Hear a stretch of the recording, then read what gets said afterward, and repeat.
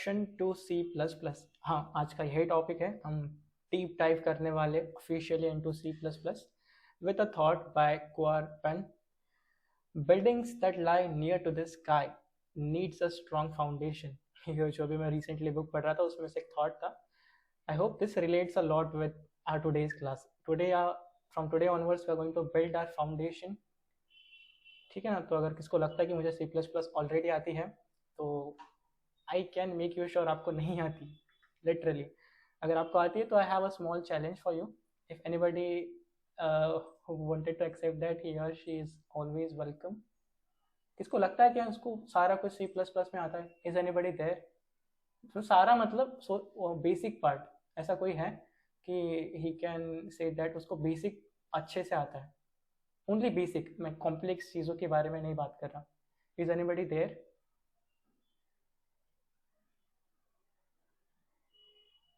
ठीक है। यस, शालू को, अगर Shalu, if you know the basics I have few questions for you. ठीक है ना। उसको उसमें क्या, अगर आपको, अगर मैं 10 क्वेश्चन पूछूंगा रैंक, ठीक है, अगर आप जो भी हो, ठीक है, आपको जो भी हो, तो मैं 10 क्वेश्चन है मेरे पास रैंडमली है, मैंने ऐसे अभी बनाई नहीं है, बट रैंडमली आपको 10 क्वेश्चन पूछूंगा। अगर आप उनमें से अगर 3 भी आपने सही जवाब दे दिए तो you can leave this session, you don't have anything into this session. ठीक है। तो पहला क्वेश्चन है मेरा, क्या हम अगर हमारा मेन फंक्शन है, ऑफकोर्स सी प्लस प्लस में एक मेन फंक्शन रहता है, उसको क्या हम without int without void declare कर सकते हैं?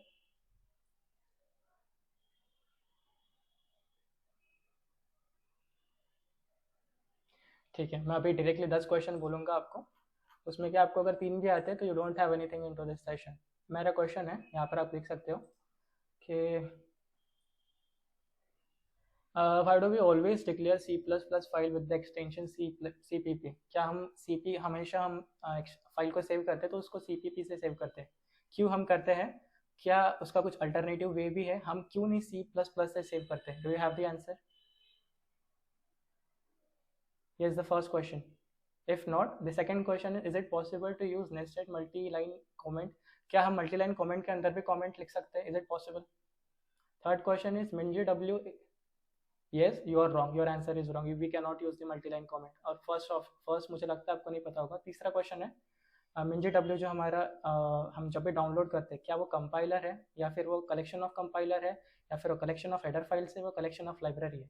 ये तीसरा क्वेश्चन है। और अगर आपको आता है ये क्वेश्चन तो बी रेडी कि लाइब्रेरीज और हेडर फाइल में का डिफरेंस क्या है। ये बेसिक बेसिक क्वेश्चन है, कॉम्प्लेक्स इसमें कुछ भी नहीं है, if you no it.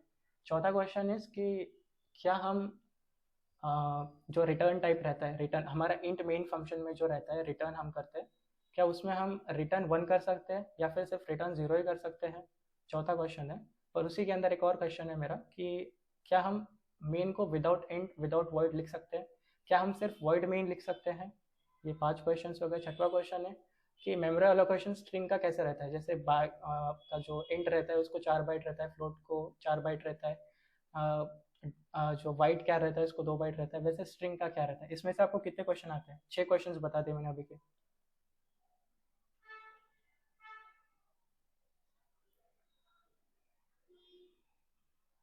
Okay.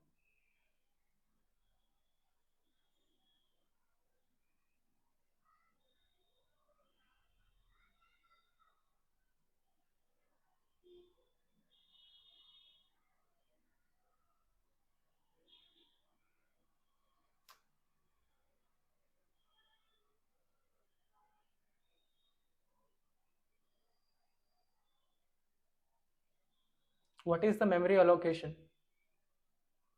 Data type नहीं रहता। हाँ,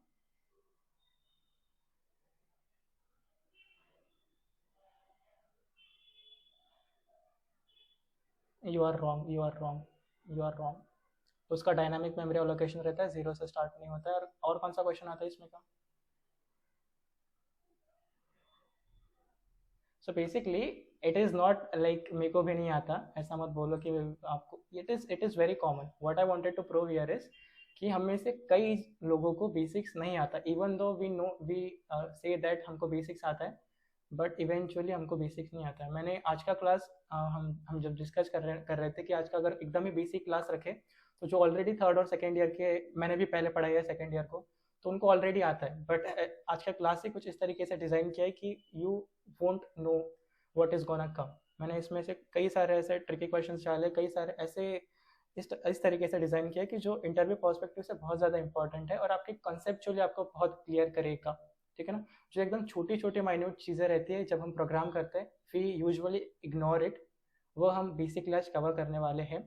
तो if you don't know it, it is okay, just be there in today's session, don't left it in the middle कि आपको ऑलरेडी आता है। ठीक है शालू, ठीक है जनक।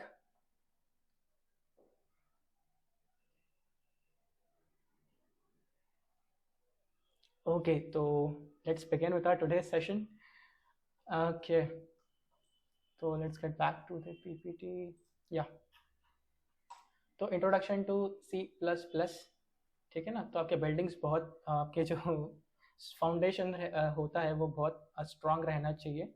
अगर आपको बहुत कुछ बड़ा करना है, टीएसए में कुछ बड़ा फोड़ना है, तो you should have the basics clear. That's the main starting point of our today's lecture.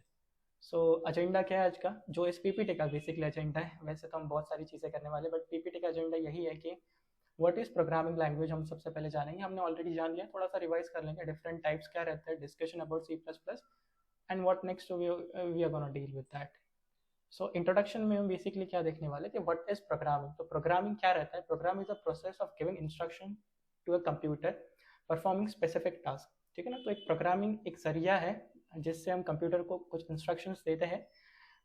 It's like creating a recipe for a computer to follow, ठीक है ना। तो अगर हमको कुछ भी काम करना है, recipe is like a task, if you wanted a computer to perform any task, so programming is the way in which we can pass on our instructions to the computer and make it happen, ठीक है ना।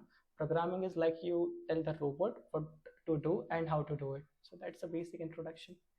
Then yeah, this is a major you know major thing where students actually get confused कि development के बीच में, even in our induction program we had this question, right. तो usually हमको नहीं पता रहता कि प्रोग्रामिंग, कोडिंग, डेवलपमेंट के बीच में का डिफरेंस क्या है, ठीक है ना। Although we are very familiar with this word, but still, ठीक है ना। तो इसका एक बेसिक अगर मैं डिफरेंस आपको बताऊँ, तो जो प्रोग्रामिंग रहता है वो ब्रॉडर कॉन्सेप्ट रहता है। प्रोग्रामिंग में कई सारी चीज़ें इन्वॉल्व रहती है, ठीक है ना। तो like from building, if you are writing a pseudo code, ठीक है ना, if you are writing a pseudo code from scratch, that is also said to be programming, that is a part of programming, ठीक है ना। If you are writing a flow chart, that is also part of programming. If you are writing an algorithm, that is also part of programming, ठीक है ना।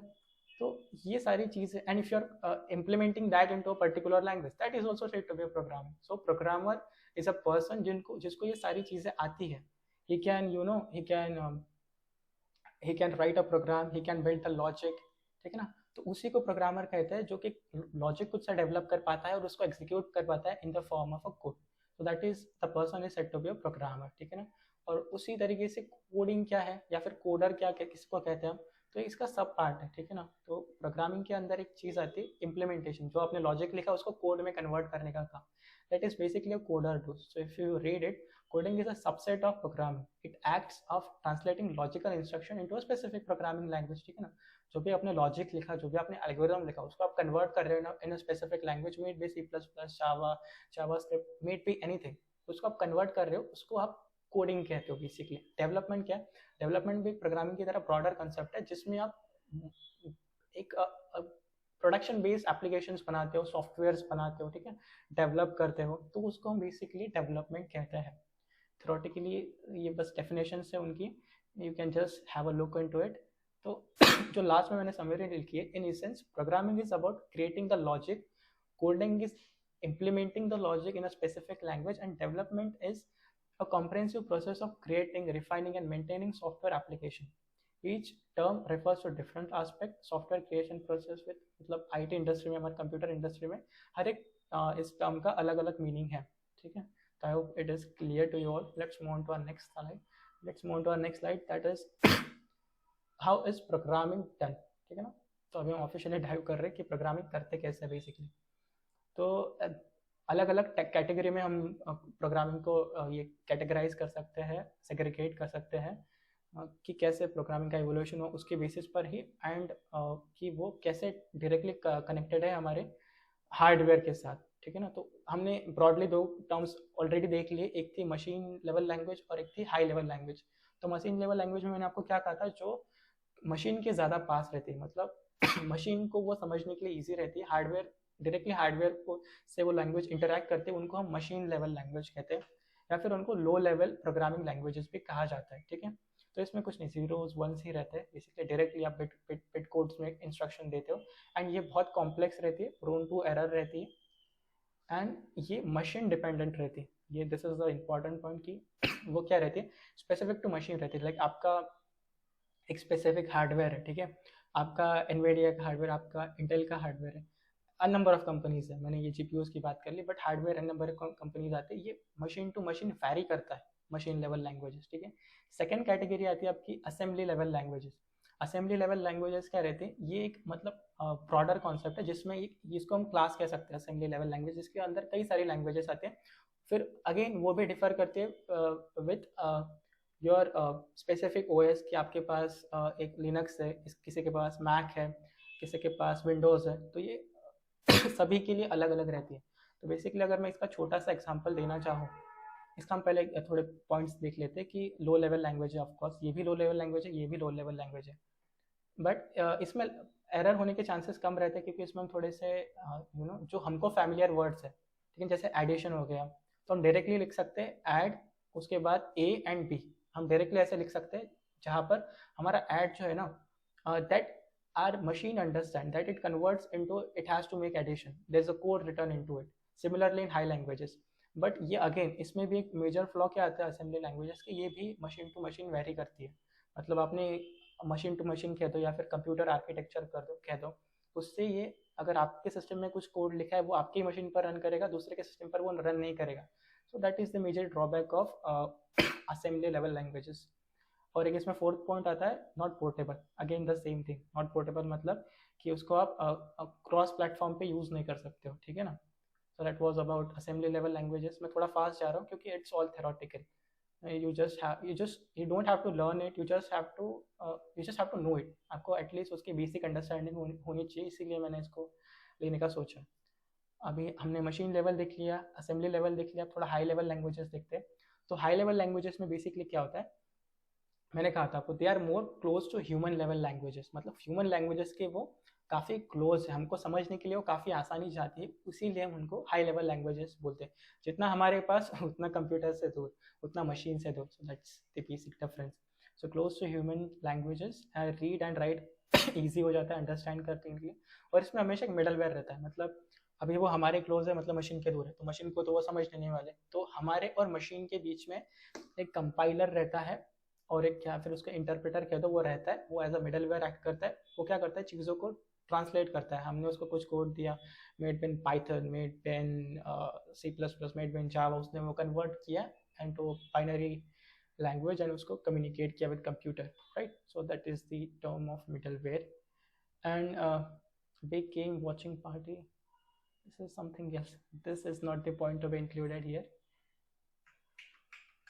Fine, उसके बाद last point is procedure. हाँ, जो हाई लेवल लैंग्वेजेस में और सब कैटेगरीज में इसको डिवाइड किया गया है, प्रोसीजरल लैंग्वेज में, फंक्शनल लैंग्वेजेस में, एंड ऑब्जेक्ट ओरिएंटेड लैंग्वेज में। तो इसका थोड़ा सा आपको बेसिक जिस्ट देना चाहूँगा मैं। For that I will have to open my notes.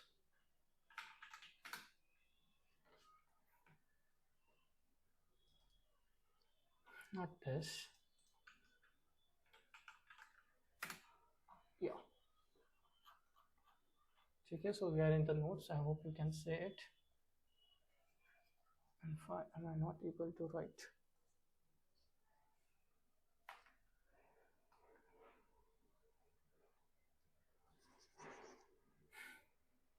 Just a second, guys.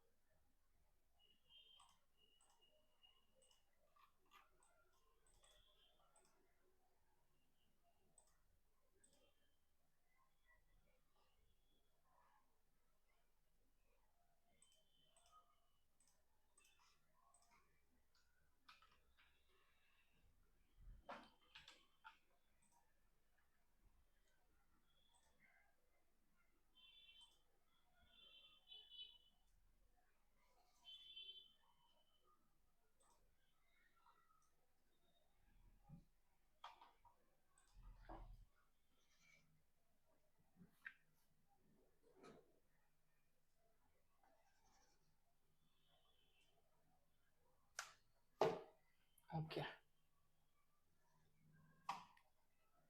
I hope you can see the whiteboard. Let me make it black.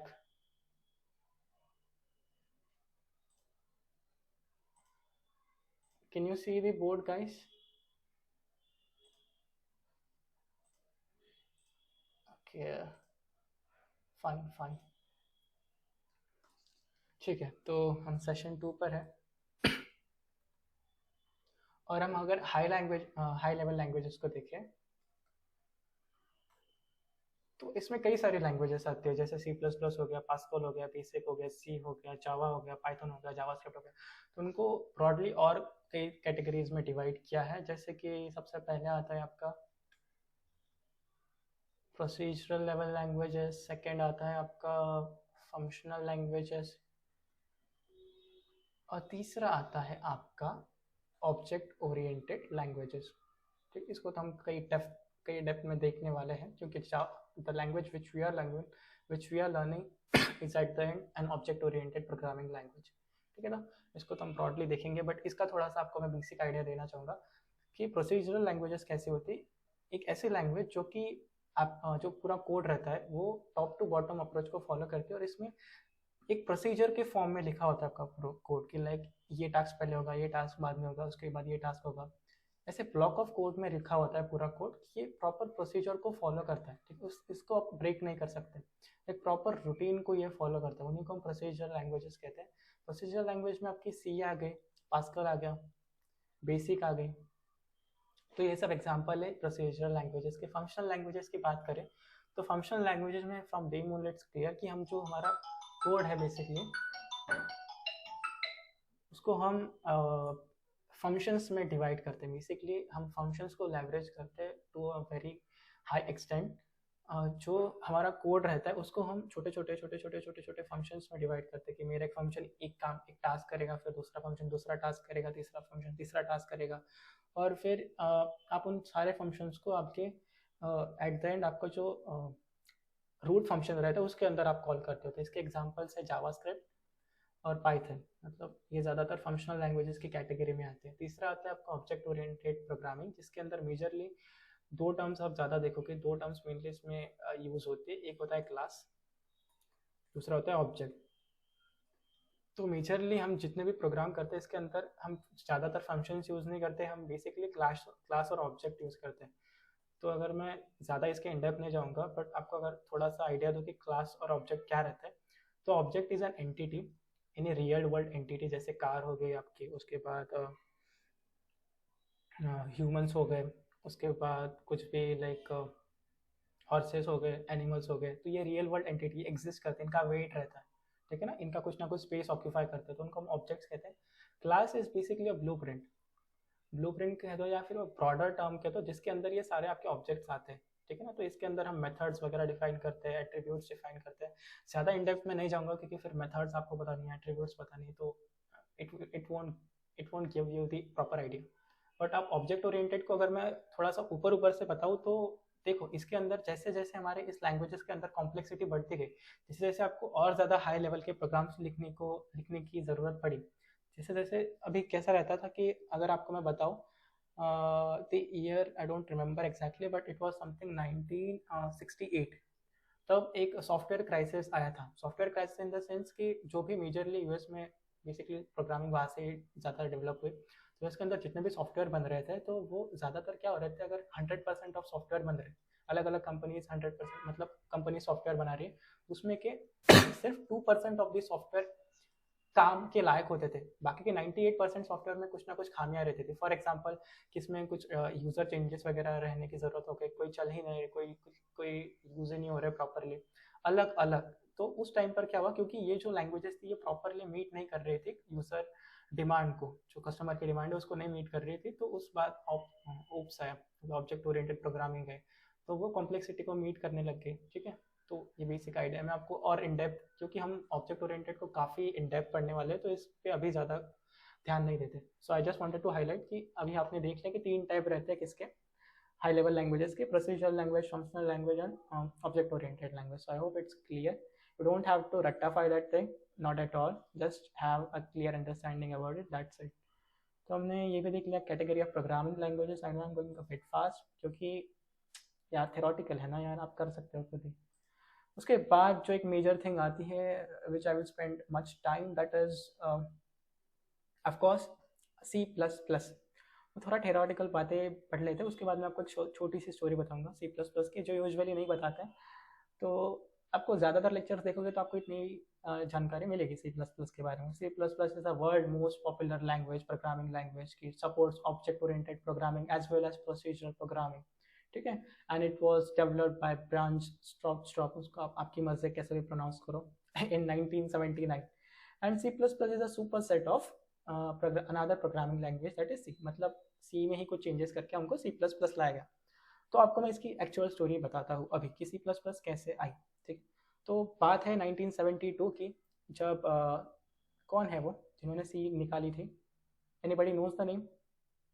Dennis, Dennis है समथिंग, डेनिस, किसको पता है ना किसने निकाली थी C plus plus? Dennis Ritchie, of course that's the right answer. Dennis Ritchie ने 1972 में डेवलप की थी सी लैंग्वेज। यूएसए में कुछ तो भी उनका बेल लेबोरेटरीज है, तो वहाँ पर उन्होंने डेवलप की थी सी। रेवोल्यूशन ला दिया था प्रोग्रामिंग लैंग्वेजेस में, काफ़ी ज़्यादा हद तक लोग सी में प्रोग्रामिंग करने लगे। बट एक और उसी लैब में काम करते थे हमारे ब्रांच स्ट्रॉप, तो ये इनको भी बहुत पसंद थी। They are also a very big fan of C. He usually used to code in C only. But तभी के टाइम एक और लैंग्वेज थी, I have the name written in my notes. Let me just refer it. कि ये चीज़ें मुझे भी ज़्यादा याद नहीं रहती है, but I will just refer the name. Yes, Simula 67 करके उस टाइम पर एक पॉपुलर लैंग्वेज थी। तो it is the period of 1972 to 1978, ठीक है, उस टाइम की हम बात कर रहे हैं। तो Simula 67 करके एक लैंग्वेज थी जो कि उप्स को सपोर्ट करते थे, मतलब उस लैंग्वेज में हम क्लासेस ऑब्जेक्ट्स को यूज़ करते थे, ठीक है। और सी में ये चीज़ नहीं थी, तो ये सी का ड्रॉबैक था कि सी में हम क्लासेस को नहीं यूज़ कर सकते थे। अब क्लासेस नहीं है तो हमको बहुत सारे कॉन्सेप्ट नहीं उसमें इम्प्लीमेंट करते आते थे, जैसे कि ओवरलोडिंग ऑफ फंक्शंस हो गया, उसके बाद इनहेरिटेंस हो गया, क्लासेस हो गए ऑफ कोर्स। तो ये सारे फीचर्स हम सी में नहीं कर सकते थे, तो उसके लिमिटेशंस हो गए। और ये चीज़ तुरंत हमारे ब्राउन स्टॉप ने रियलाइज़ कर दी। उन्होंने क्या कर दिया फिर 1978 में उन्होंने ऑफिशियली लॉन्च की सी प्लस प्लस लैंग्वेज, जो कि दो लैंग्वेजेस को मिलाकर बनती है, that is your C and Simula 67। इन दोनों को उन्होंने कंबाइन किया, एक नई लैंग्वेज आई सी प्लस प्लस। और तब 1978 के टाइम पर उसको सी प्लस प्लस नहीं कहा जाता था, उसको सी विद क्लास कहा जाता था, ठीक है ना, क्योंकि उसमें क्लासेस ऐड ऑन हुए। एक मेजर उसमें यही चेंजेस था कि क्लास ऐड ऑन हुए, तो उनको हम सी विद क्लास कहा जाता था। कब? 1978 में। Who's there? Hi Yash, you're so early in the class. Please, from tomorrow onwards, join on time. ठीक है, तो ये हमारी स्टोरी थी। अब ऐसा लिंक टूटती तो कहाँ पर थे हम? हाँ, तो हम थे कि उन्होंने नई लैंग्वेज 1978 में बना दी सी प्लस प्लस करके। तब उसको सी प्लस प्लस नहीं कहा जाता था, उसको कहा जाता था सी विथ क्लास, ठीक है ना। तो 1983 में जाकर उसको उन्होंने रीनेम किया सी प्लस प्लस। अब सी प्लस प्लस क्यों रीनेम किया उसकी एक स्टोरी है कि let me just get my tab, can we just write here? या we can write here, that's a good thing. तो ये जो प्लस प्लस रहता है ना, बेसिकली इंक्रीमेंट ऑपरेटर रहता है। किसमें? कई प्रोग्रामिंग लैंग्वेजेस में, जावा हो गई, जावास्क्रिप्ट हो गई, सी प्लस प्लस हो गई, और कई सारी लैंग्वेज है। तो बेसिकली ये प्लस प्लस ऑपरेटर क्या करता है पता है कि अगर आपके पास लेट सपोज आपके पास 7 और मैंने 7 को कह दिया सी 7 प्लस प्लस, तो ये कन्वर्ट हो जाएगा 8 में, ठीक है ना। तो मतलब ये 1 से इंक्रीमेंट करता है, ठीक है ना। तो उसी तरह हमारे जो ये सी लैंग्वेज थी उसके अंदर कुछ ना कुछ हमने बेसिकली इंक्रीमेंट तो किया है, उसमें क्या हमने एडिशनल फीचर्स डाले हैं, ठीक है ना कुछ। तो उसी को उन्होंने क्या कर दिया फिर सी प्लस प्लस कर दिया, कुछ इसका मतलब कुछ एडिशनल फीचर्स ऐड ऑन किए, इंक्रीमेंट किए, और उसका नाम दे दिया सी प्लस प्लस। तो ये ज़्यादा लोगों ने इसको अडॉप्ट किया, क्योंकि अभी यहाँ पे देखो यार, सी विथ क्लास कैसा अजीब नाम लगता है ना। तो फिर 1983 में जाकर उसको सी प्लस प्लस कहा गया। ये तो एक छोटी सी स्टोरी सी प्लस प्लस की, आई होप ये आपको बहुत टाइम तक याद रहेगी। ईयर भले ही याद ना रहे, वो तो चलते रहता है, बट एक बात याद रखिए कि जो सी प्लस प्लस बनी थी वो दो लैंग्वेजेस से बनी थी। एक थी हमारी सी जो कि बहुत अच्छी लैंग्वेज थी, और दूसरी थी, बट इसका एक ड्रॉबैक था कि इसमें क्लासेस वगैरह नहीं थी, और दूसरी थी हमारी सिम्यूला 67। इसके अंदर क्लासेस वगैरह थे, ऑब्जेक्ट ओरिएंटेड को सपोर्ट करते थे, दोनों को मिलाकर हमारी बन गई सी प्लस प्लस। टडा। तो that was a basic idea about C++. I hope it is clear, and the topics which were there in theoretical topics basically that we have covered. And let's move on to the coding part then. Want to keep your ink annotation? No, discard. ठीक है, तो let me get back to the screen. किसी को कुछ भी difficulty अभी तक? Basics चल रहे हैं हम, इजी, कोई दिक्कत, कोई डिफिकल्टी? एनीवन?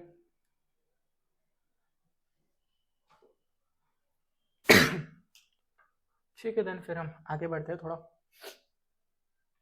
तो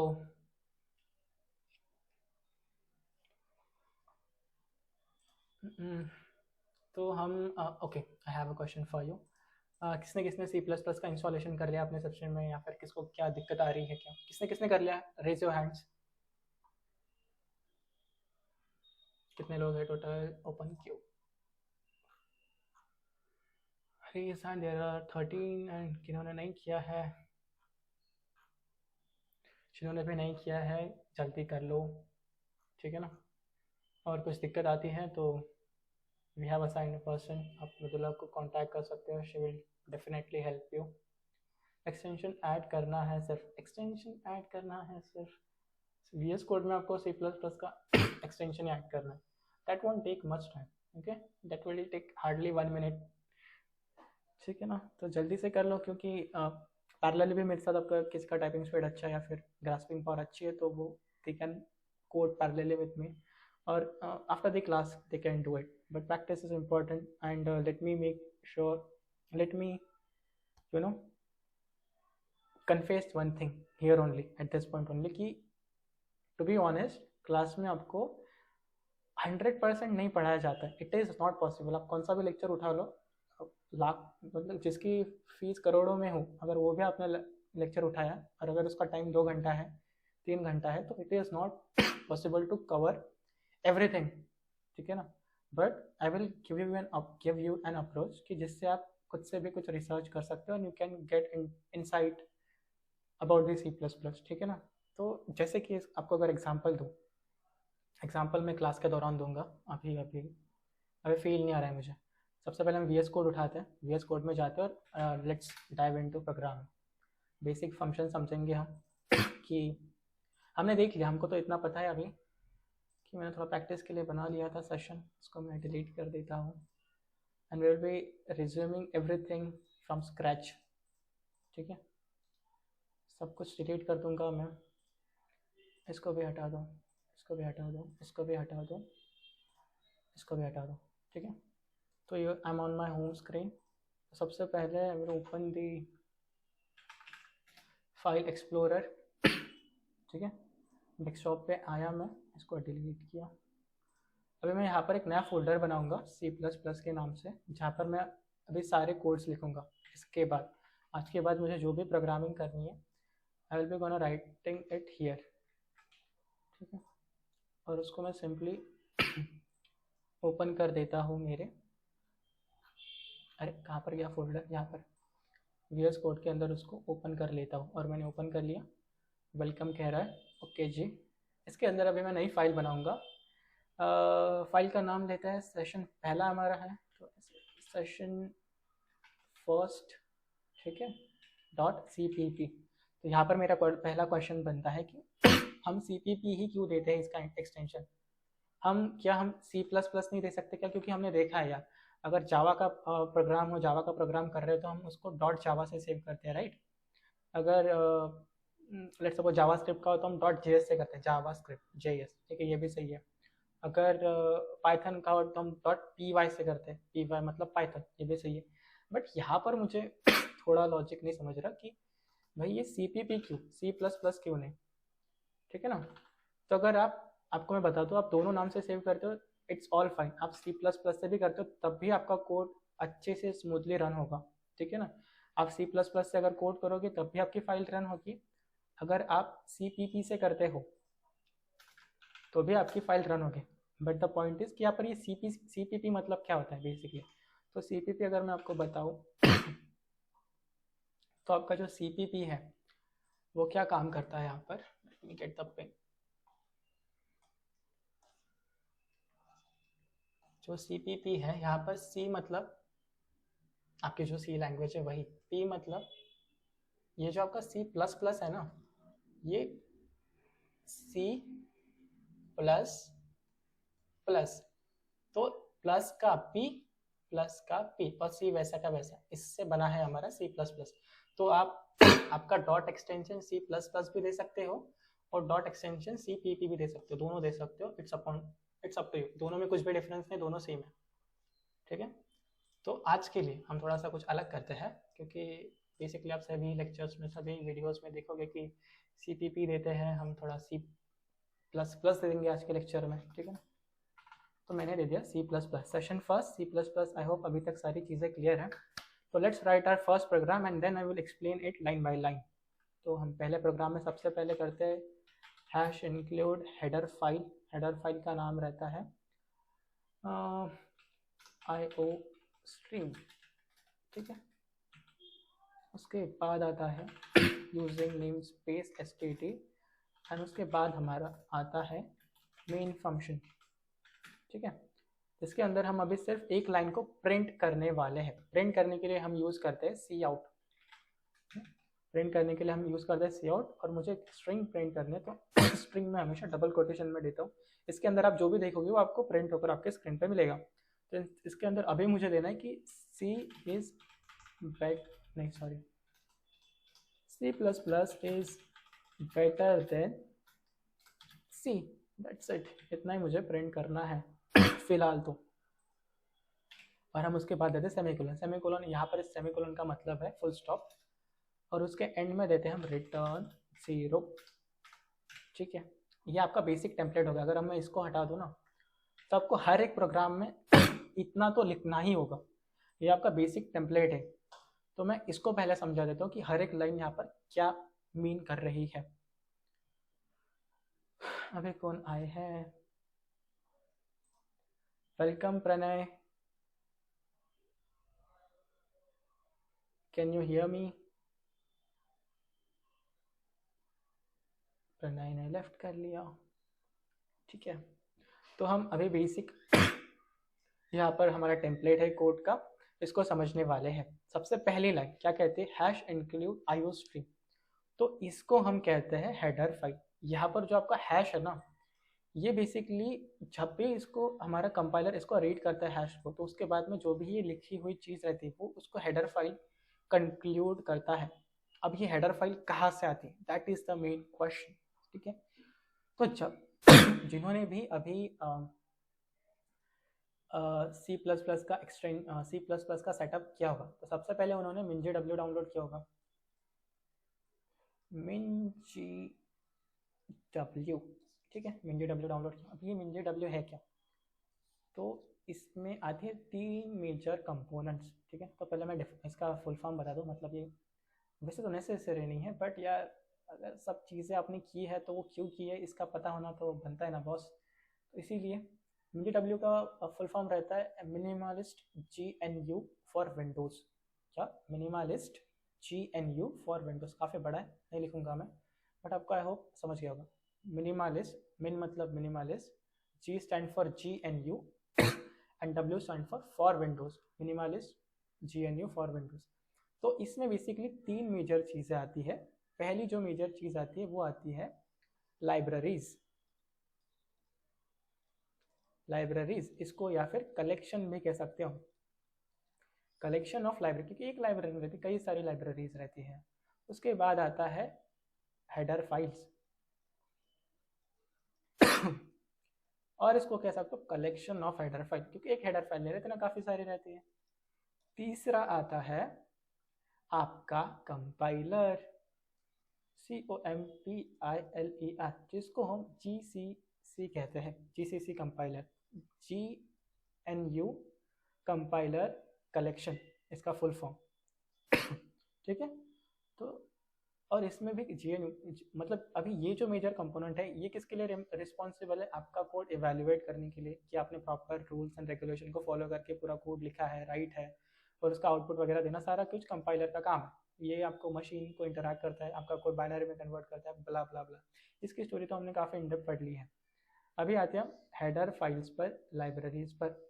ठीक है, आप कहीं भी जाओ के देखो यार, नहीं रहता पता, मतलब even though it's our duty, हमको ये कोई बताता नहीं है तो हम ऐसा नहीं कह सकते कि उसकी गलती, उसने नहीं बताया, हमारे टीचर ने नहीं बताया, but it is our responsibility to discover things from scratch. मैंने अभी तक खुद को 3-4 बार पढ़ाया है C++ अलग अलग सोर्सेज से और ऑफलाइन भी ऑनलाइन खुद को पढ़ाया 2 बार, खुद पढ़ाया भी है दूसरों को, बट मैं नहीं कवर करता कि हेडर फाइल्स मतलब क्या, लाइब्रेरीज मतलब क्या, इनमें डिफरेंस क्या है। अभी मैंने आपको ये तो बता दिया कि WinGW का फुल फॉर्म क्या रहता है, उसके बाद GCC का फुल फॉर्म क्या रहता है, ये कोई भी नहीं बताता, कोई भी नहीं बताता लिटरली। एक भी कोई भी लेक्चर उठा लो यूट्यूब का, आपको कोई भी नहीं बताएगा। क्यों नहीं बताते? क्योंकि ये आपकी खुद की एक्सप्लोरेशन की चीज़ है। जैसे आप अभी मोबाइल हमेशा हमारे पास रहता है, वॉशरूम को जाओ तो हम मोबाइल यूज़ करते हैं, स्टोरीज देखते हैं उन लोगों की जिनको हमारे बारे में पता भी नहीं रहता, they don't even give a shit about us. ठीक है ना, हम उनके स्टोरीज को देखते हैं, रील स्क्रॉल करते हैं, हमको पता नहीं कि नेक्स्ट रील क्या आने वाली है, बट जस्ट स्क्रॉल कर रहे हैं। तो उनसे अच्छा यार इन चीज़ों को एक्सप्लोर करो। अभी तो मैंने आपको बता दिया कि GCC मतलब GNU कलेक्शन कंपाइलर रहता है। तो GNU का फुल फॉर्म क्या है, तो it's up to you, you should explore these things. It is nobody is gonna tell you, even though I try my best to cover everything from scratch, but still there will be some points where I will be lagging. So it's your duty to explore things. अगर आपके अंदर सच्ची में वो है ना, कि आपको सच्ची में है वो कीड़ा है आपके अंदर कि आपको चीज़ें सीखनी है, तो वो क्यूरियोसिटी ऑटोमेटिकली डेवलप होती है कि ऐसा क्यों है, ये ऐसा ही क्यों हो रहा है, यहाँ पर करली ब्रेसेस से क्यों है, जीरो क्यों कर रहा है, 1 क्यों नहीं कर रहा, लाइब्रेरीज हेडर फाइल मतलब में का डिफरेंस क्या है। तो जब तक आप ये चीज़ें, इट इज़ नॉट लाइक अभी मेरे को डाउट आया मैं इसको फटाफट यदि इसको मैसेज डालूंगा मेरे को इसका डिफरेंस बता। अरे बाबा, एक गूगल करेगा तो आपको डिफरेंस आ जाएगा उसका, तो उसके लिए क्यों मुझे डिस्टर्ब करना, क्योंकि ये चीज़ें एक्सप्लोरेशन की रहती है। ठीक है ना, तो ये चीज़ें खुद से एक्सप्लोर करो तभी आपको मज़ा आएगा बेसिकली। मुझे तो आता है, जब भी मैं ऐसे डाउट्स आते हैं मेरे को, मैं उसको खुद जाकर एक्सप्लोर करता हूँ। ChatGPT है मेरे पास, 1 सेकंड में मेरे को जवाब दे देते हैं, बट हम इतने आलसी कि कौन ChatGPT खोलेगा, कौन उस पर टाइप करेगा, फिर उस डिफरेंस को पढ़ेगा। बट जिनको मज़ा आता है वही आगे बढ़ते हैं इन चीज़ों में। तो आपको मेजरली लाइब्रेरीज और हेडर फाइल्स में का डिफरेंस बताता हूँ कि क्या डिफरेंस रहता है। अगर हम बात करें हेडर फाइल्स की, जो यहाँ पर हम इंक्लूड करते हैं, मेजरली हेडर फाइल्स इंक्लूड करते हैं हमारे प्रोग्राम में, जैसे कि हैश इंक्लूड आईओस्ट्रीम है। तो आईओस्ट्रीम का काम क्या है यहाँ पर, ये बेसिकली इनपुट आउटपुट के फंक्शंस को इसमें लिखता है। अगर आपको कुछ प्रिंट करना है, आपका नाम, लेट सपोज मेरे को करंट प्रिंट करना है, ठीक है, मेरे को मेरे स्क्रीन पर करंट प्रिंट करना है, तो मैं प्रिंट के लिए एक सेपरेट फंक्शन लिखूंगा क्या, कि प्रिंट करने के लिए ये ब्ला ब्ला ब्ला लॉजिक है। मेरे प्रोग्राम में मेरे को 10 लाइन प्रिंट करने, तो मेरे को 10 बार वो लॉजिक लिखना पड़ेगा प्रिंट करने का। तो ये जो चीज़ें हमको बार बार लिखने का काम पड़ता है ना, जैसे प्रिंट स्टेटमेंट हो, प्रिंट का फंक्शन हो गया, इनपुट लेने का फंक्शन हो गया, ठीक है ना, तो ये फंक्शन ऑलरेडी हमारे पास डिफाइंड रहता है, ये हमें हमारा MinGW प्रोवाइड करता है। ठीक है, तो ये सारी चीजें कहाँ पर डिफाइन रहती है, इनका कोड कहाँ पर कंपाइल्ड होकर डिफाइन रहता है। ठीक है, जो अगर आपका एक सी आउट का फंक्शन है, सी आउट बेसिकली एक प्रिंट स्टेटमेंट की तरह काम करता है, ये प्रिंट करता है जो भी आप इसके बाद लिखते हो ना, ये उन चीज़ों को प्रिंट करता है। तो इसका जो कोड रहता है ना, इस वर्ड का जो कोड रहता है, ये फंक्शन है, ये बेसिकली एक ऑब्जेक्ट है, ये कहीं ना कहीं डिफाइन रहेगा किसी ना किसी क्लास में। तो ये आपकी इस क्लास में, इस हेडर फाइल में डिफाइन रहता है। बट बट यहीं पर मेजर कंफ्यूजन आता है, इस हेडर फाइल में ये डिफाइन नहीं रहता है, ये सिर्फ डिक्लेयर हुआ रहता है। डिक्लेयर और डिफाइन में फर्क क्या है, डिक्लेयर और इनिशियलाइजन में फर्क क्या है। डिक्लेयर मतलब आपको मैं एग्जांपल बताऊं ना, तो अगर आप आपका घर बांध रहे हो, मतलब घर बांध रहे हो, घर बिल्ड कर रहे हो, ठीक है, मल्टी फ्लोर का घर है आपका, लैविश एकदम झकास घर, तो उसको बिल्ड कर रहे हो। सबसे पहले क्या आप डायरेक्टली जाते हो क्या किसके पास, बिल्डर के पास, कि मेरे को ऐसा घर बना के दो? नहीं जाते हो यार, आप बेसिकली पहले आर्किटेक्ट के पास जाओगे, आपको उसको बोलोगे आपके दिमाग में क्या डिजाइन है, तो आपको उसकी ब्लूप्रिंट देगा, ठीक है ना, ये आपके ब्लूप्रिंट है, ऐसा ऐसा घर दिखेगा आपका। फिर वो ब्लूप्रिंट लेके आप बिल्डर के पास जाओगे, आपको घर बना कर देगा, ठीक है ना। तो उसी तरीके से जो ब्लूप्रिंट है, इन सबको डिक्लेयर कहाँ पर किया है, वो किया है आपके हेडर फाइल में। जो जो भी हेडर फाइल्स है ना, उनके अंदर ये सारी चीजें सेग्रीगेट करके डिक्लेयर की है। मतलब वहाँ पर उनका कोड नहीं लिखा हुआ, वहाँ पर सिर्फ उनको डिक्लेयर किया हुआ है कि हाँ ये चीज़ें ऐसी ऐसी हैं, और उनका एक्चुअल इनिशियलाइजेशन, एक्चुअल डेफिनेशन हमारी लाइब्रेरी फाइल्स के अंदर लिखी हुई रहती है। कंपाइल्ड कोड मतलब उसको टाइम ना लगे, मतलब सी आउट का ऑलरेडी जो कोड है वो आपके लाइब्रेरी में डिफाइन रहेगा, ठीक है ना। और उसका रेफरेंस किस में रहेगा, आपके हेडर फाइल्स में रहेगा, उसका रेफरेंस हेडर फाइल में रहेगा, और उसका रेफरेंस वो हम हेडर फाइल्स हमारे प्रोग्राम के अंदर इनपुट करते हैं, इंजेक्ट करते हैं और उसको यूज करते हैं। तो हम किसको इनडायरेक्टली बुला रहे हैं, हमारी लाइब्रेरी फाइल्स को इनडायरेक्टली बुला रहे हैं, जो उसके अंदर प्रोग्राम लिखा हुआ है, किसके थ्रू, हमारे हेडर फाइल्स के थ्रू। आई होप आपको ये चीज एकदम क्लियर हो गई होगी। किसी को कुछ doubt, any doubt guys? Doubts are always welcome. अरे है क्या कि क्लास है सब जन?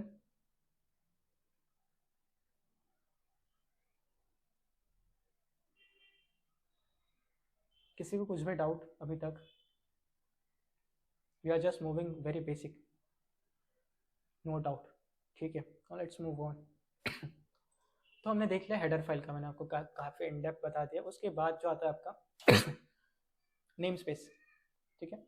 इसमें मैं आई गेस लास्ट ईयर तक कंफ्यूज था कि मुझे नहीं समझता था ये नेम स्पेस क्यों हम इंक्लूड कोई फालतू की चीज़ है प्रोग्राम के अंदर, बट ऐसा नहीं रहता प्रोग्राम में। अगर आपको ये सेमी कोलन भी दिख रहा है ना, तो इसमें कुछ ना कुछ लॉजिक रहता है इसके पीछे, फालतू में कुछ भी हम डालते नहीं, ठीक है ना।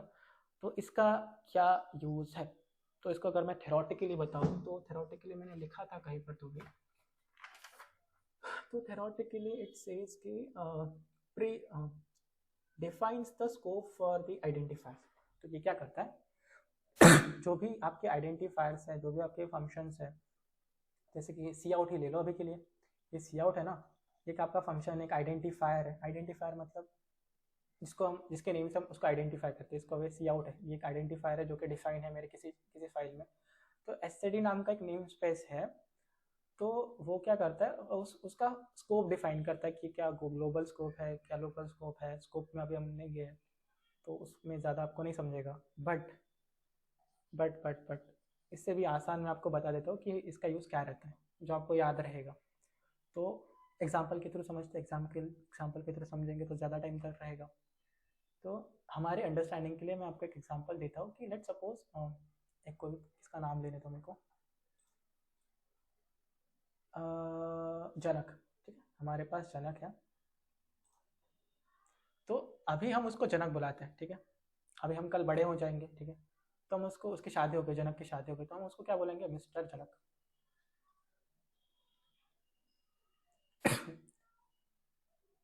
JANAK, जनक जी भी बुला सकते हैं, कोई जी भी बोलेगा, मिस्टर जनक जी। या फिर कल जाकर जनक ने उसका मूड चेंज हो गया, उसको पता नहीं, उसको प्रोग्रामिंग बोर होने लग गई, तो उसने डॉक्टर की डिग्री ली, डॉक्टरेट की उसने, तो हम उसको डॉक्टर जनक, ठीक है, उसका साथ में। तो उसके हमने कुछ कुछ तो अभी उसको उपाधि को क्या कहते हैं, अभी उपाधि को क्या कहते हैं अपन, व्हाट, हाँ वही जो आपने कहा, वो हम उसके स्टार्टिंग में लगाते हैं। तो उसी तरीके से इन हमारे जो फंक्शंस रहते हैं, जो आइडेंटिफायर्स रहते हैं, उनके सम्मान में, जैसे हमारा सी आउट हो गया, सी इन हो गया, काफ़ी तरीके के, बट आपको बेसिक बता देता हूँ। सी आउट आपको कुछ प्रिंट करने के लिए, सी इन मतलब कुछ इनपुट लेने के लिए, आपको यूज़र से कुछ इनपुट लेना है, तो उस टाइम पर हम सी इन यूज़ करते हैं। तो ये बड़े साहब है, इनको स्टार्टिंग में हमको कुछ ऐसा लगाना पड़ता है इनको, लाइक अभी मैंने कहा ना मिस्टर मिसेस डॉक्टर वगैरह लगाना पड़ता है, इसको भी सामने STD लगाना पड़ता है, STD, इसको भी STD, ठीक है। तो अगर मैं ये चीज़ ना लिखूँ तो मेरे को हर एक प्रॉब्लम में अगर कुछ प्रिंट करना है तो उसके सामने क्या लिखना होगा, STD सी आउट। फिर अगर मेरे को इसके बाद लेट सपोज जनक प्रिंट करना है तो कुछ इस तरीके से लिखना होगा, और ये प्रिंट हो जाएगा, ये हमारे प्रिंट स्टेटमेंट है। अगर मेरे को कुछ इनपुट लेना है, लेट सपोज मेरे को मेरे को ईयर इनपुट लेना है, कौन सा ईयर चल रहा है तो उसको इनपुट लेना है, तो मैं कैसे ले सकता हूँ, CN, ये ग्रेटर देन साइन कर लिया हमने, और ईयर, ये एक वेरिएबल है, इसको भी डिस्कस करेंगे वेरिएबल क्या रहता है। तो इस तरीके से हम ले सकते हैं। अगर मैंने ये फाइल इंक्लूड नहीं की, मैंने using name space STD starting में ही डिक्लेयर नहीं किया मेरे प्रोग्राम के, तो मुझे क्या लिखना होगा, इसको थोड़ा सम्मान देना होगा STD करके, इसका स्कोप डिफाइन करना होगा, इसका स्टैंडर्ड स्कोप है, ठीक है, ये ऐसा करना होगा। तो क्या हर एक बार मैं अगर 100 बार इसको लिखूँ तो मेरे को ये हर एक 100 बार लिखना परवड़ेगा क्या, कितना टाइम जाएगा इसमें, ठीक है ना। तो मैंने क्या किया, इसको ऊपर ही डिक्लेयर कर दिया, एक ही बार में लिख दिया कि यूजिंग मेरे मेन फंक्शन के बाहर ग्लोबल स्कोप में इसको लिख दिया कि भाई जो भी आपके ये फंक्शन स्टैंडर्ड आइडेंटिफायर्स रहेंगे उसको आप यहीं पर मैंने उसको डिक्लेयर कर दिया यूजिंग नेम स्पेस एसटीडी, उसके सामने ये लगा देना। तो अब ये बाय डिफॉल्ट ही मेरे को लिखने की चीज़ नहीं है, बाय डिफॉल्ट ही इसके सामने एसटीडी लगा देता है। इसका इनको प्रैक्टिकल इंप्लीमेंटेशन करके बताता हूँ, शॉर्ट मतलब अभी बताता हूँ। तो लेट सपोज मैंने ये लाइन नहीं लिखी और मेरे को एक प्रिंट स्टेटमेंट लिखना है। मुझे क्या लिखना है, सी आउट, मेरे को लेट सपोज जनक प्रिंट करना है, मिस्टर जनक, ठीक है। और इसके बाद हम फुल स्टॉप की जगह सेमीकोलन लगाते हैं, ठीक है ना। इसका थोड़ा अलग चलता है, ये थोड़ा अलग दिमाग का है। इसको हम C plus plus full stop हम लगाते हैं ना, लाइन के बाद फुल स्टॉप लगाते हैं, उसको हम सेमीकोलन लगाते हैं बेसिकली। तो जैसे मैंने प्रोग्राम को रन किया, you will get the output as mister Janak, नहीं आया, ठीक है। मेरे को एरर आ गया। क्यों एरर आ गया कि इसने कहा कि भाई नहीं नहीं ऐसे नहीं चलेगा, ये सी आउट को बुरा मान गया कि आपने ऊपर भी डिक्लेयर किया नहीं है। तो अभी मेरे को यहाँ पर वो स्टैंडर्ड लगाओ, मेरे को मेरा चाहिए, जैसे आपने जनक को मिस्टर लगाए थे वैसे मेरे को भी स्टैंडर्ड लगाओ, मैं भी मेरे भी कुछ है। तो इसलिए यहाँ पर आपको स्टैंडर्ड लगाना होगा कुछ इस तरीके से। अभी अगर मैं इसको फिर से रन करूँ, if I run the program again, you will see that now will be running the program successful, mister Janak आपको प्रिंट होकर आ गया। तो ये लोग बुरा मान जाते हैं। तो इनके लिए हमने क्या कर दिया, इसका ग्लोबल्स को ऊपर ही डिक्लेयर करते हैं इस तरीके से यूजिंग नेम स्पेस एसटीडी। अगर मैं इसको अभी फिर से रन करता हूँ तो I be successfully running my program, mister Janak हमको प्रिंट होकर आ गया, ठीक है। तो आई होप आपको दो चीज़ें तो भी क्लियर होगी एक तो हो गया आपको यूजिंग नेम स्पेस, डेफिनेशन से कोई फर्क नहीं पड़ता, अपने को कंसेप्ट क्लियर होने चाहिए। आपको हेडर फाइल मतलब क्या होगा वो भी समझ में आ गया होगा।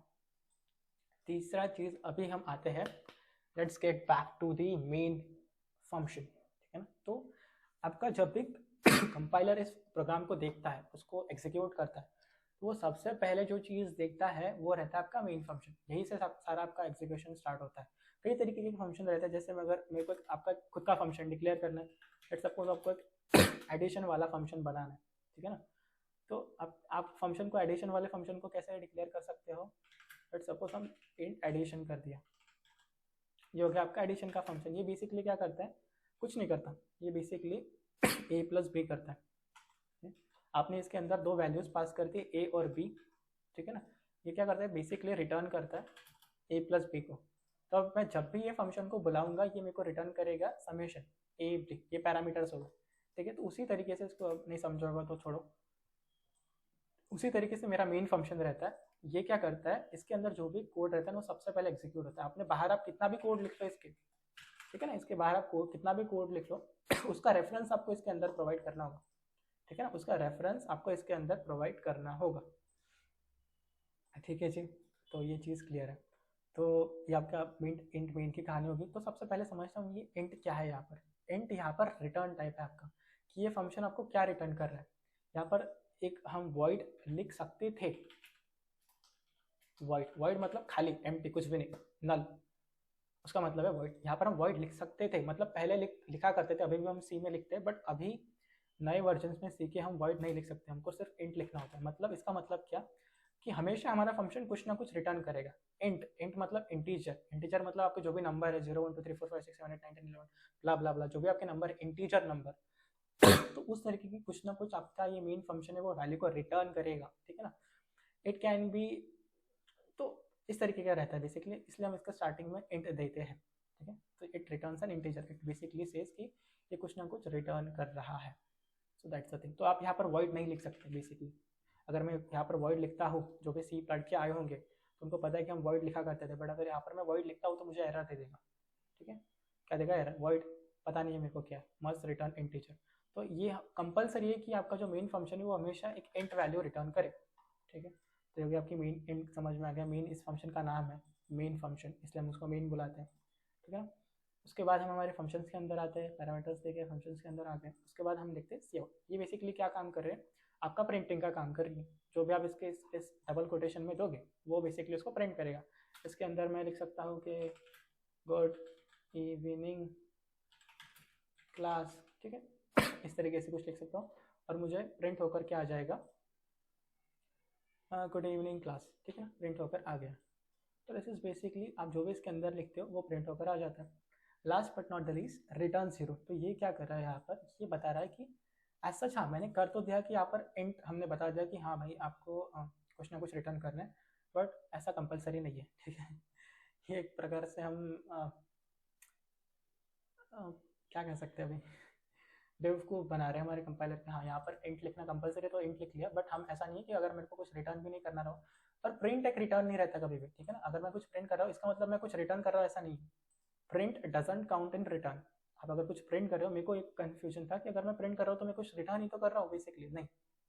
अगर आप कुछ वैल्यू रिटर्न कर रहे हो तो उसी को हम रिटर्न कहते हैं। अगर कुछ integer, float value, double, Boolean कुछ रिटर्न कर रहे हो उस तरीके का, तो उसी को हम रिटर्न में काउंट करते हैं, otherwise it is not count in return. अभी मैं यहाँ पर रिटर्न जीरो क्यों लग रहा हूँ, क्योंकि हमारा फंक्शन एज सच रिटर्न कुछ कर नहीं रहा है, जीरो मतलब कुछ नहीं, फॉल्स। तो रिटर्न कुछ भी नहीं कर रहा है, इसलिए हम रिटर्न जीरो करते हैं, ठीक है। तो इसका अगर आपको, क्या मैं यहाँ पर सिर्फ वन कर सकता हूँ? नहीं जी, आप यहाँ पर वन कर नहीं सकते, क्योंकि अगर आपने यहाँ पर वन कर दिया तो आपको अगेन एरर आ जाएगा। अरे एरर नहीं आया, सेव करते हैं, फिर से रन करते हैं। Good evening class, that's surprising.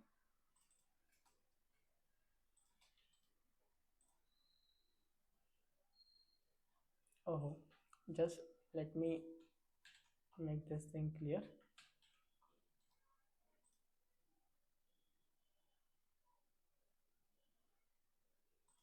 This is strange.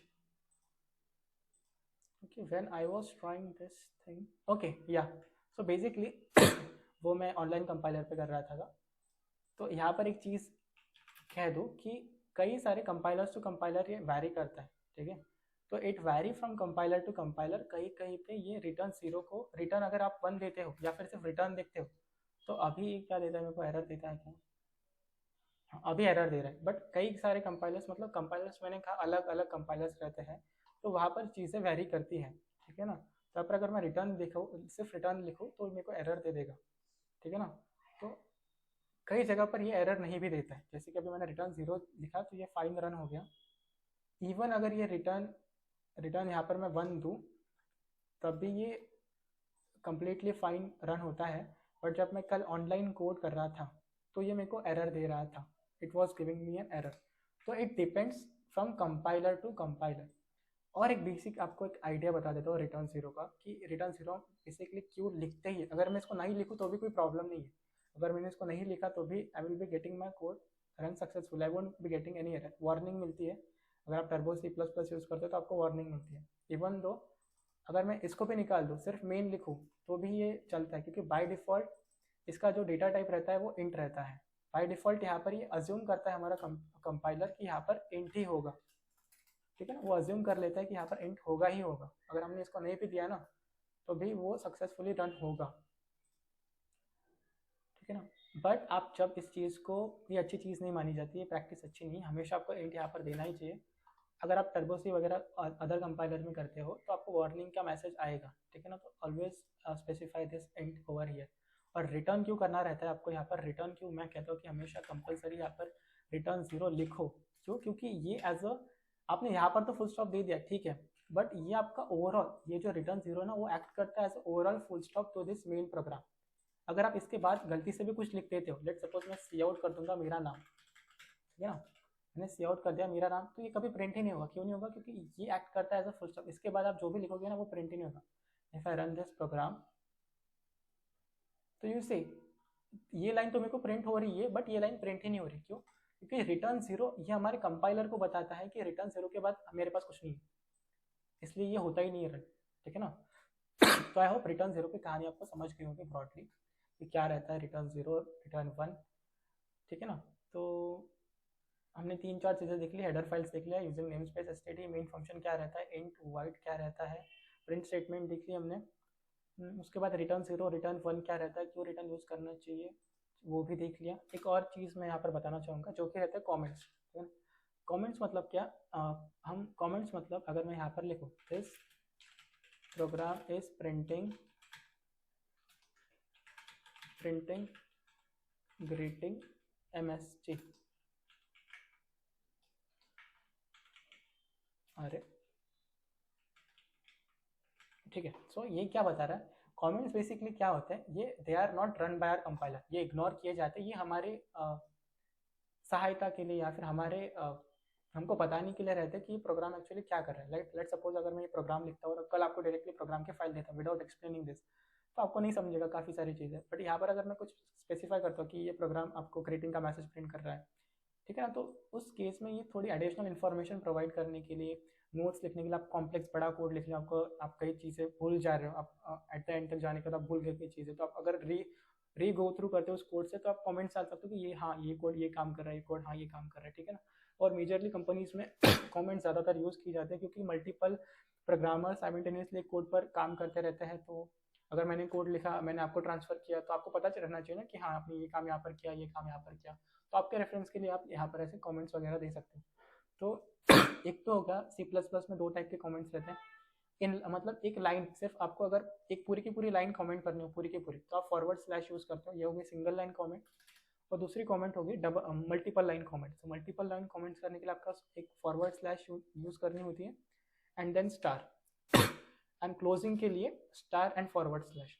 तो इसके अंदर आप जो भी लिखोगे, ठीक है ना, इसके अंदर अगर मैं कुछ भी लिखता हूँ तो that will be treated as a comment, ठीक है ना। इसके अंदर अभी मैं जो भी लिखूंगा ये मल्टी लाइन कमेंट होगा, तो that will be treated as a comment. अभी जो मैंने स्टार्टिंग में क्वेश्चन पूछा था, जो एक इंटरव्यू में क्वेश्चन पूछा जाता है कि क्या हम कमेंट के अंदर भी एक कमेंट लिख सकते हैं क्या, जैसे कि अभी मैंने यहाँ पर स्लैश लिखा और एक पूरी कमेंट हुई, और मैंने यहाँ पर फिर से कमेंट लिखी, मतलब पूरी की पूरी कमेंट है, तो ये भी एक कमेंट ही होगी ना। तो क्या हम इसके अंदर भी सेम कर सकते हैं क्या, इसके अंदर भी मैं same multi line nested comment लिख सकता हूँ कि नेस्टेड का मतलब क्या कि अगर मेरे पास डब्बा है, उसके अंदर एक डब्बा है, तो मैं क्या कहूँगा नेस्टेड डब्बा, डब्बे के अंदर डब्बा मतलब नेस्टेड डब्बा। एक चॉकलेट है, ठीक है ना, अभी वैलेंटाइंस डे पे आपने वो चॉकलेट देखा होगा कि ऊपर से पूरा पूरा क्रीम रहता है, उसके अंदर एक हार्ट का भी क्रीम रहता है, तो चॉकलेट के अंदर चॉकलेट, ठीक है ना, नेस्टेड चॉकलेट। तो उसी तरीके से कमेंट के अंदर कमेंट, नेस्टेड कमेंट, ठीक है। तो अगर इसके अंदर मैं एक और मल्टी लाइन कमेंट लिखता हूँ, तो मल्टी लाइन कमेंट कैसे रहते हैं, फॉरवर्ड स्लैश स्टार, उसके बाद एक और स्टार, फॉरवर्ड स्लैश, ठीक है ना। या ये हो गया आपकी मल्टी लाइन कमेंट।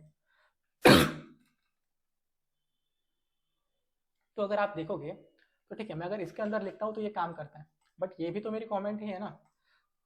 अगर मैं इसके अंदर लिखता हूँ तो भी ये काम करता है, बट अगर मैं इस वाले पार्ट पे लिखता हूँ तो ये मेरे को एरर दे देगा, देखो ये वाइट हो गया ऑलरेडी, ठीक है ना, मतलब ये कमेंट एज अ ट्रीट नहीं हो रहा। तो आप multi line comment C plus plus में यूज़ नहीं कर सकते हो, दैट्स द मेन मोटिव। अगर आप इसको अभी रन करते हो तो आपको एरर आ जाएगा कुछ ना कुछ, ठीक है ना, it is giving me an error, ठीक है। अभी मैं इसको हटाता हूँ। बेसिकली ऐसा क्यों हो रहा है पता है क्या, why is it happening, the reason behind that is कि क्या होता है पता है क्या, बहुत ईजी। यहाँ पर मैंने एक फॉरवर्ड स्लैश स्टार लिखा, ठीक है। अभी ये नेक्स्ट क्या ढूंढेगा, ये क्या ढूंढेगा, जब भी इसको पहला स्टार और फॉरवर्ड स्लैश मिलता है, यहाँ पर मिल गया, तो ये यहाँ पर क्लोज कर देगा, इसके अंदर का जो भी पार्ट है ना इसको कमेंट कर देगा, और यहाँ से ये कमेंट क्लोज हो गई। फिर ये तो वेला हो गया ना, ये तो अकेला हो गया, तो इसलिए इसको ये इसके बाद आप जो भी लिखोगे वो कमेंट एक्ट नहीं करता। तो that is the basic logic. I hope it is clear to you. Multi line single long line comment जैसे आप इसमें कोड करोगे, you will be gonna get familiar to it, nothing much rocket science into that. तो हमने तीन चार चीज़ें देख ली। एक तो देख लिया header file using namespace STD, int main, comments क्या रहते हैं, आउटपुट कैसे लेते हैं, आउटपुट कैसे शो करते हैं, हम सी आउट से शो करते हैं। और ये सी आउट कहाँ पर डिफाइन रहता है, आपका ये ऑब्जेक्ट कहाँ पर डिफाइन रहता है, डिफाइन नहीं सॉरी डिक्लेयर रहता है। अभी आप डिफाइन और डिक्लेयर में कंफ्यूज नहीं होना। डिफाइन मतलब उसकी एक्चुअल डेफिनेशन लिखी हुई है उस चीज़ की, तो वो डिफाइन कहाँ पर, लाइब्रेरी में रहता है, पर इसका डिक्लेरेशन रेफरेंस किस में रहता है, हेडर फाइल में, आईओ स्ट्रीम में। आईओ का मतलब इनपुट आउटपुट स्ट्रीम, तो इसमें इनपुट आउटपुट स्टेटमेंट और कई सारी चीज़ें रहते हैं इस वाले हेडर फाइल में। तो मेरे को सी आउट करना था, कुछ प्रिंट करना था, इसलिए मैंने ये वाले फाइल इसमें इंक्लूड की है। अगर मेरे को सिमिलरली अगर कुछ यूज़र से इनपुट लेना है, लेट सपोज मेरे को यूज़र से, लेट सपोज श्रेयश है, ठीक है। अभी मेरे को श्रेयश एक स्टूडेंट है मेरा, तो मैं क्या कर रहा हूँ, एक स्टूडेंट नाम का एक वेरिएबल बना रहा हूँ। वेरिएबल की बात करेंगे हम, बट अभी का आप सिर्फ इतना समझ लो कि हम वैल्यूज़ कैसे लेते हैं यूज़र से। तो मैंने इंट स्टूडेंट बना दिया, स्ट्रिंग बनाना होगा मुझे, तो स्टूडेंट एक क्या है, एक स्ट्रिंग की तरह है, उसका मेरे को उसका नाम लेना है, तो वो स्ट्रिंग है ना कि एक इंटीजर है। तो मैंने एक स्टूडेंट बना दिया, स्टूडेंट नेम है, ऐसे करके इसको डिक्लेयर कर दिया।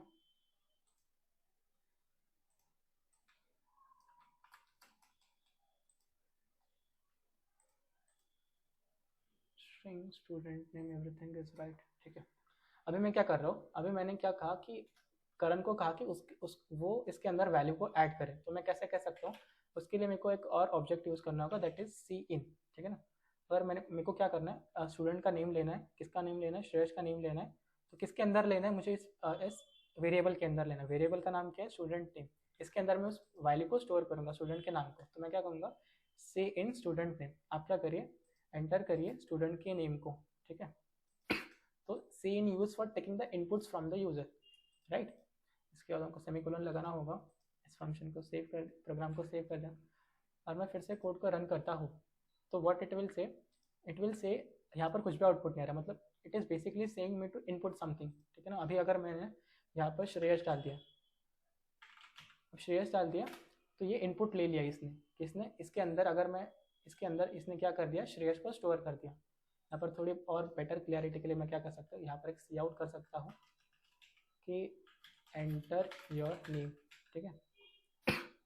मैंने क्या कहा कि एंटर योर नेम, और उसको स्टोर कर दिया स्टूडेंट नेम में, और उसके बाद उसी नेम को मैं प्रिंट करना चाहता हूँ, तो मैं क्या प्रिंट करना चाहता हूँ, स्टूडेंट नेम को फिर से प्रिंट करना चाहता हूँ।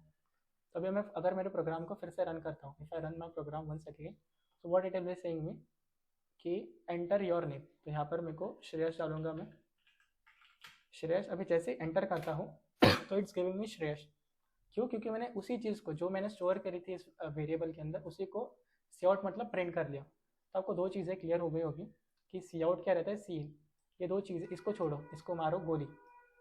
आपको अभी तीन चार चीज़ें क्लियर है, हेडर फाइल्स क्या रहती है, using name space, int main क्या रहता है, रिटर्न जीरो क्या रहती है, सी इन पता है आपको, सी इन यूज़र से इनपुट लेने के लिए हम यूज़ करते हैं, सी आउट हम यूज़र को आउटपुट शो करने के लिए सी आउट का यूज़ करते हैं। और ये सारी चीज़ें किसके अंदर डिफाइन है, इनपुट आउटपुट की आईओ स्ट्रीम के अंदर। अभी के लिए इतना क्लियर है क्या, इतना सिर्फ क्लियर है आपको? Any doubt, any difficulty? Karan कहाँ पर है, any difficulty, any doubt?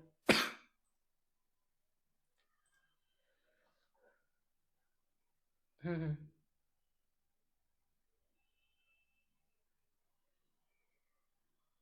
Okay, so that is the part of the downloading. You can later on discuss with Mridula. She will help you to guide the same, क्योंकि अभी अब वो सब कुछ करने बैठ जाएंगे तो क्लास उसमें ही चला जाएगा। या even let me tell you the story. मेरे को खुद को जब मैंने सी पढ़ना शुरू किया था 12 के बाद, तो लिटरली मेरे को 13 दिन लगे थे सिर्फ इंस्टॉलेशन प्रोसेस के लिए, क्योंकि मेरे पास आज सच कोई था नहीं उस टाइम हेल्प करने के लिए। गॉड प्रॉमिस, लाई नहीं कर रहा मैं, झूठ नहीं बोल रहा हूँ। मेरे को 13 दिन लगे थे सी प्लस सी, मतलब पूरा सेटअप करने के लिए सी का। टर्बो सीखा तब, तो टर्बो सी में कोड करता था, वीएस कोड नहीं पता था तब। तो इट्स अ कॉमन प्रोसेस, ठीक है ना। तो होते रहता है, ऐसा नहीं कि ये सिर्फ आप ही के साथ हो रहा है।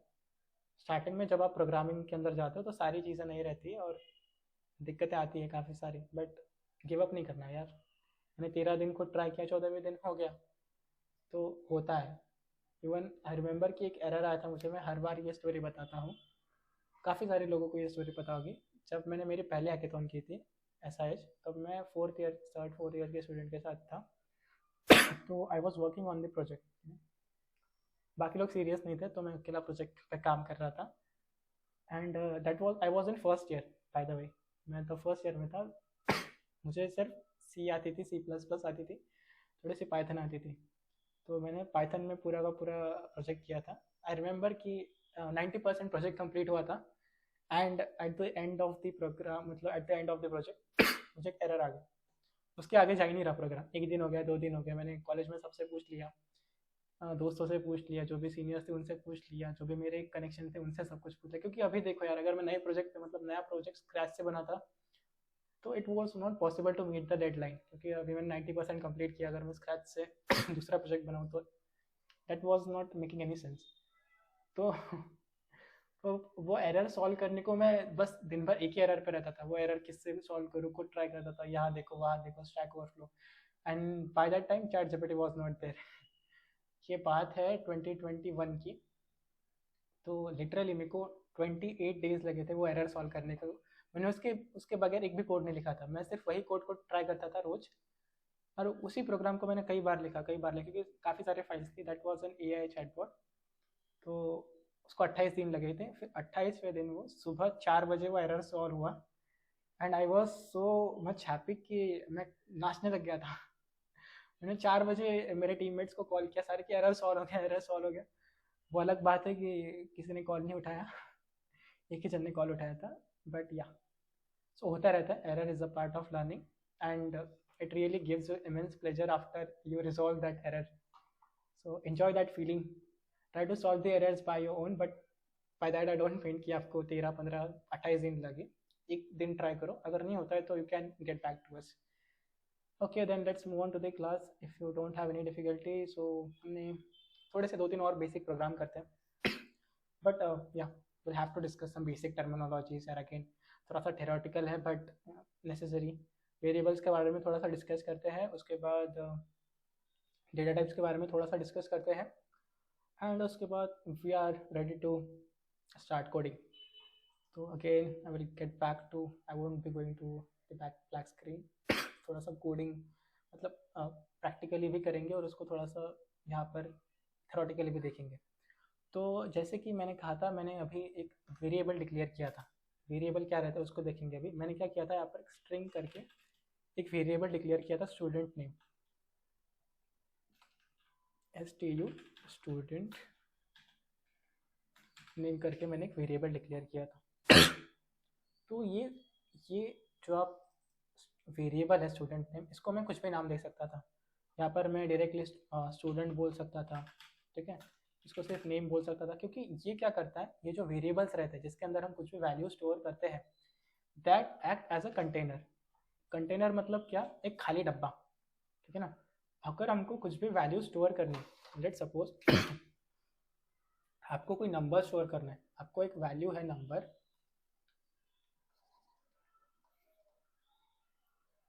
वैल्यू है कोई तो भी नंबर, एक वैल्यू है, लेट सपोज 10 है, ठीक है. वो आपको स्टोर करनी है एक वेरिएबल के अंदर. लेट सपोज उसका नाम दे दिया आपने एक वैल्यू. तो ये अलग अलग तरीके के आप वेरिएबल्स क्रिएट कर सकते हो किसके अंदर, आपके C++ के अंदर, और उसको आप आपके हिसाब से नाम दे सकते हो. लेट सपोज किसी को अभी हमने स्टूडेंट को स्टोर करना था, हमने लिख लिया. अगर आपको कुछ सम स्टोर करना है, आपने एक ए में लेट सपोज एक वेरिएबल बना दिया ए नाम का, ठीक है ना. आपने एक इंट ए नाम का वेरिएबल बना दिया, ये होगा इसका डेटा टाइप कि वो इंटीजर है. आपको ए के अंदर सिर्फ इंटीजर वैल्यू स्टोर करनी है, आपको कुछ 0.5 नहीं स्टोर करना, सिर्फ आपको 10 स्टोर करना है. तो मैंने क्या कहा, इंट ए. यहाँ पर ए क्या होगा, इस पर फोकस करो. ये आपका एक वेरिएबल होगा, एक डिब्बा हो गया, इसके अंदर आप क्या स्टोर कर रहे हो, वैल्यू 10 स्टोर कर रहे हो. उसी तरह अगर मेरे को नाम स्टोर करना है, स्ट्रिंग स्टोर करनी है, तो मैं क्या कहता हूँ, स्ट्रिंग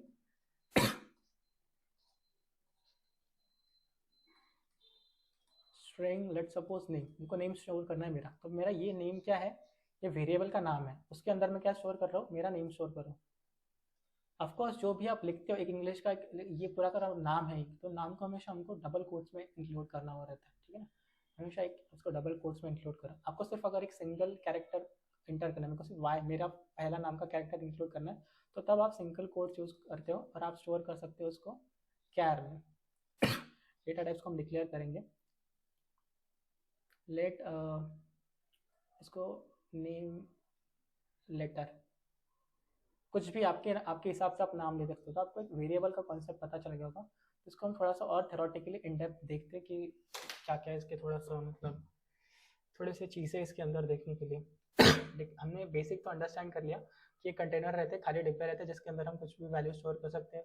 वो वैल्यू एक इंटीजर हो सकती है, एक फ्लोटिंग नंबर मतलब डेसिमल नंबर हो सकता है, 5.76 8 9 10 ऐसा कुछ. तो भी वो एक ट्रू और फॉल्स की भी वैल्यू हो सकती है, ठीक है ना. तो उसमें हम कुछ भी स्टोर कर सकते हैं बेसिकली, ठीक है ना. तो किसके अंदर स्टोर करते हैं, वेरिएबल के अंदर स्टोर करते हैं. वेरिएबल मतलब एक खाली डब्बा. इंट्रोडक्शन हो गया वेरिएबल का. अब उसके नेमिंग कन्वेंशन रहते हैं, मतलब आपको उसको किस तरीके से, मैंने तो कह दिया कि कुछ भी नाम दे सकते हो, इसका मतलब ये नहीं कि कुछ भी नाम दे दो. तो उसके भी कुछ प्रैक्टिस रहते हैं, कुछ नेमिंग कन्वेंशन रहते हैं. तो will be going to see that variable naming convention. Convection मतलब रूल्स जो भी आपको फॉलो करने हैं. तो पहला रूल क्या कहता है कि हमेशा हमेशा हमेशा हमेशा जो वेरिएबल का नाम रहता है उसको नंबर से स्टार्ट मत करो, ठीक है ना. मैं ऐसा नहीं कर सकता 10 यज्ञेश मतलब 10 नहीं, नहीं नहीं जी, ऐसा नहीं कर सकते आप. मैंने कह दिया कि 0 UR, कुछ भी ना, मतलब आप अगर आपको वेरिएबल का नाम डिक्लेयर करना है तो उसके सामने आप बेसिकली नंबर नहीं डाल सकते हो। That is the major thing, वो आपको अलाउ नहीं है। दूसरा जो है कि वो है कि ऐसा है कि लेट सपोज एक आपको नेम स्टोर करना है, नेम है बंटी बबली, बंटी बबली, ये उसका पूरा नाम है, ठीक है ना, ये उसका नेम है, ये उसका सरनेम है। तो आप कैसे कर सकते हो इसको, आप अगर आपने ऐसे किया कि आपने वेरिएबल का नाम रख लिया full name, full name is equals to Bunty, BUBLY, Babli, ठीक है ना। तो आप कुछ नाम इस तरीके से नहीं लिख सकते। इसमें क्या फॉल्ट है बताएगा, आपने यहाँ पर स्पेस दिए। तो हमेशा ये ध्यान में रखो कि जब भी वेरिएबल का नाम डिक्लेयर करते हो ना तो उसके बीच में स्पेस अवॉइड करो, ठीक है ना, उसके बीच में स्पेस अवॉइड करो, ठीक है जी। तो आप पर स्पेस नहीं देंगे तो हम क्या यूज देंगे, अरे वही इंस्टाग्राम का रूल यार, अंडरस्कोर दे दो ठीक है ना। नाम डिक्लेयर करने के भी कई सारे तरीके रहते हैं, जैसे कि एक तो हो गया ये मेरा पूरा, कि मैं पूरा स्मॉल केस में लिखूँ, फुल, स्पेलिंग में बहुत गलती करता हूँ मैं, फुल नेम मतलब मैंने पूरा का पूरा स्मॉल केस में लिख लिया, ठीक है। दूसरा रहता है कि पूरा का पूरा कैपिटल केस, FULLNAME, जो हम एग्जाम के फॉर्म भरते हैं उसमें, एग्जाम के फॉर्म नहीं, हाँ एग्जाम के फॉर्म ही को, उसमें कैपिटल लेटर्स ओनली, तो ऐसा कुछ और तीसरा होता है कैमल केस, और भी कई तरीके रहते हैं, मैं आपको बेसिक बता रहा हूँ। कैमल केस क्या रहता है कि लेट सपोज दो शब्द है, फुल नेम जैसा एक दो शब्द है, फुल नेम तो कैमल केस में उसको कैसे लिख सकते हैं, फुल, और जो सेकेंड वर्ड रहता है ना उसका पहला नेम, पहला लेटर कैपिटल कर दो, तो हो गया आपका कैमल केसिंग। ज़्यादातर ज़्यादा प्रोग्रामर्स और द ग्लोब कैमल केस को फॉलो करते हैं, तो आप भी कैमल केस को फॉलो कीजिए, बाकी जो चीज़ें भूल जाइए, कैमल केस को फॉलो करिए। अगर दो शब्द है तो उनका जो दूसरा शब्द का पहला लेटर है उसको हमेशा कैपिटल लिखिए, ठीक है ना। It's a good naming practice, ठीक है ना। तो आपको ये पता चल गया। हम रूल्स के बारे में थे कि वेरिएबल्स के रूल्स क्या क्या रहते हैं उसके बारे में डिस्कस कर रहे थे, बट ट्रैक थोड़ा चेंज हो गया, कोई बात नहीं। तीसरा मैंने आपको पहला कहा कि स्टार्टिंग में नंबर मत यूज़ करिए, स्पेसेस मत दीजिए। उसके बाद क्या है, हाँ जो कीवर्ड्स रहते हैं, जैसे आपका सी इन हो गया, सी आउट हो गया, रिटर्न हो गया, इंट हो गया, ये जो कीवर्ड्स है ना, इनको मत आप वेरिएबल का नाम दीजिए। कि आपने कहा कि एक इंट आपका डेटा टाइप है और उसको आप इंट में स्टोर कर रहे हो, नहीं जी ये पॉसिबल नहीं है। आप इंट यहाँ पर यूज़ नहीं कर सकते, आप इंटीजर कर सकते हो, INTEGER, इंटीजर नंबर कर सकते हो, ठीक है ना। तो आप की वर्ड्स को यहाँ पर नहीं यूज़ कर सकते हो, that is the major thing. फिर से एक बार रिवाइज कर देता हूँ, नंबर नहीं यूज़ कर सकते, स्पेस नहीं यूज़ कर सकते, कीवर्ड्स नहीं यूज़ कर सकते, और क्या है जी, और है लिस्ट में कि हाँ ये तो आप सभी को पता ही है कि आप क्या करिए, जब भी नेम देंगे, ठीक है ना, आप जब भी नेम देंगे वेरिएबल्स का इसके आगे, तो ऐसे मत नाम दीजिए कि int a is equals to 5, नहीं ऐसा मत दीजिए, ABCD XYZ इस तरीके के नाम यूज़ मत करिए। थोड़े अच्छे बेहतर सुशील नाम दीजिए सुशील नाम मतलब आई मीन टू से कि जिससे कि उसके अंदर जो वैल्यू स्टोर है उसकी पहचान हो, आपके लिए अच्छा है। लेट सपोज मैं अभी कर रहा हूँ इंट मेरे को एप्पल स्टोर करनी है, मैंने लिख दिया int a is equals to 5। तो अगर कोई और प्रोग्राम पढ़ रहा है आपका तो उसको नहीं समझेगा ना, हम साइबर सिक्योरिटी का कोड थोड़े लिख रहे हैं, ठीक है ना। तो इसको आप एक की जगह आप एप्पल कर दो, तो अगर मैं पढ़ रहा हूँ आपका कोड तो मेरे को समझ में आ जाएगा कि हाँ int apple is equal to 5। तो एप्पल एक वेरिएबल है जिसके अंदर 5 स्टोर है, तो एप्पल कितने हो गए 5, तो ये समझ आ गया, ठीक है ना, जिसके पास कॉमन सेंस है। तो आएगा कुछ नेमिंग कन्वेंशन। तो वेरिएबल की स्टोरी आपको क्लियर है, किसी को कोई भी दिक्कत, कोई भी doubt, any difficulty, any query, कुछ भी अभी तक नहीं समझा होगा? क्या, can you please come again?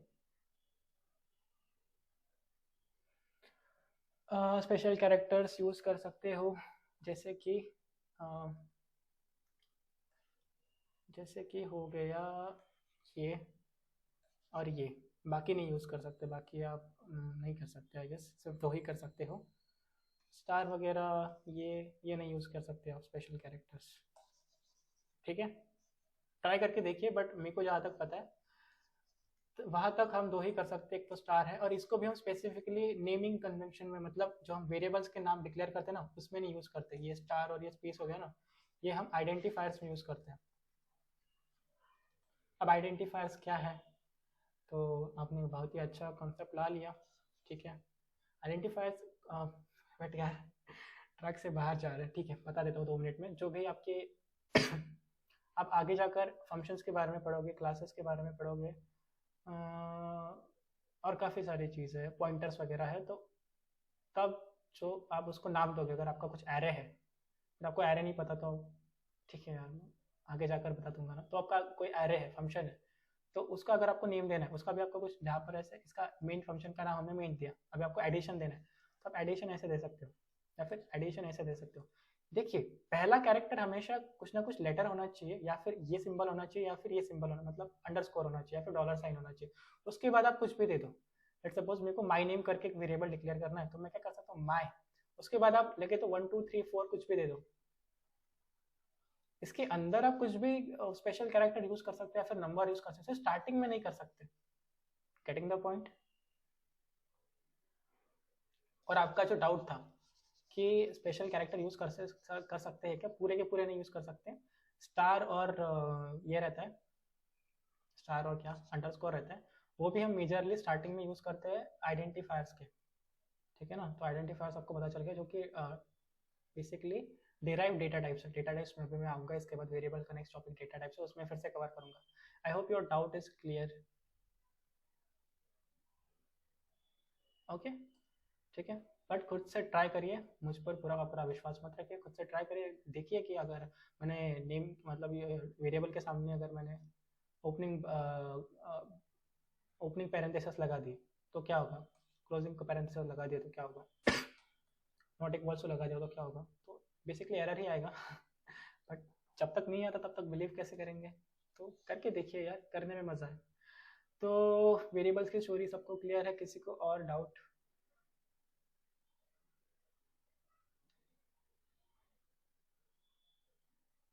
Okay, तो नेक्स्ट चीज़ पर आते हैं हम, डेटा टाइप्स पर। Data types, TYPES। Data types क्या होता है बेसिकली?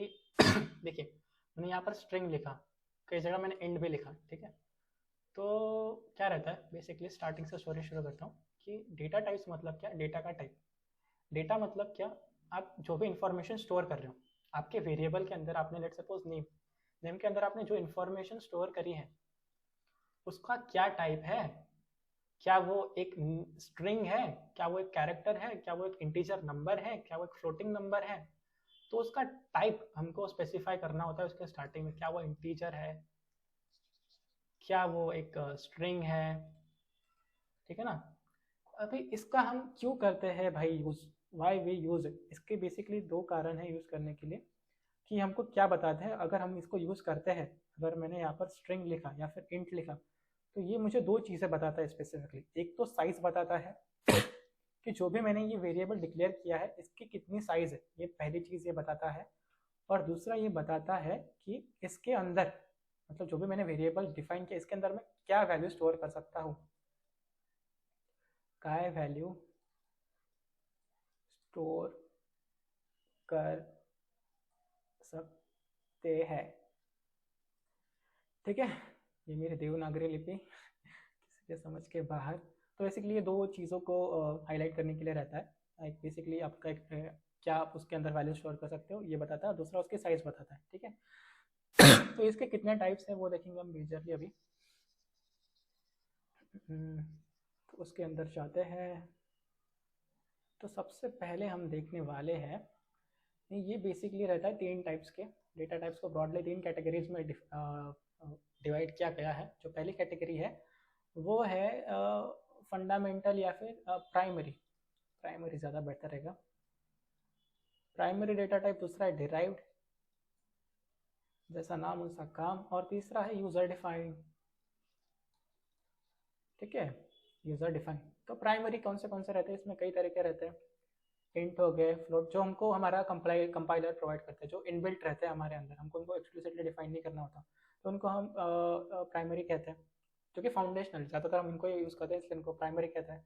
इंट मतलब INTEGER, ठीक है। इंटीजर मतलब क्या, इंट वैल्यूज़ को स्टोर करना, जैसे कि 2 हो गया, 3 हो गया, 5 हो गया, 7 10, ये आपके इंटीजर वैल्यूज़ है। अगर इनको आपको स्टोर करना है तो you have to use the int data type, ठीक है। इंट डेटा टाइप यूज़ करते हैं।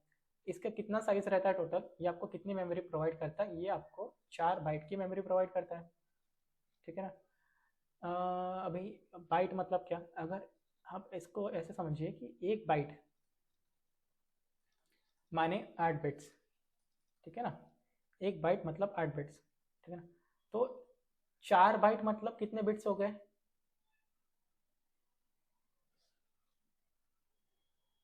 32 बिट्स हो गए, राइट। तो इसका मतलब कि हमें कितनी स्पेस अलोकेट होगी, अगर हम एक इंटीजर वैल्यू डिक्लेयर करते हैं तो हमको टोटल इन टोटल हमको 32 बिट्स अलोकेट होगी। अब इसमें 32 बिट जितना बड़ा नंबर स्टोर कर सकते हो।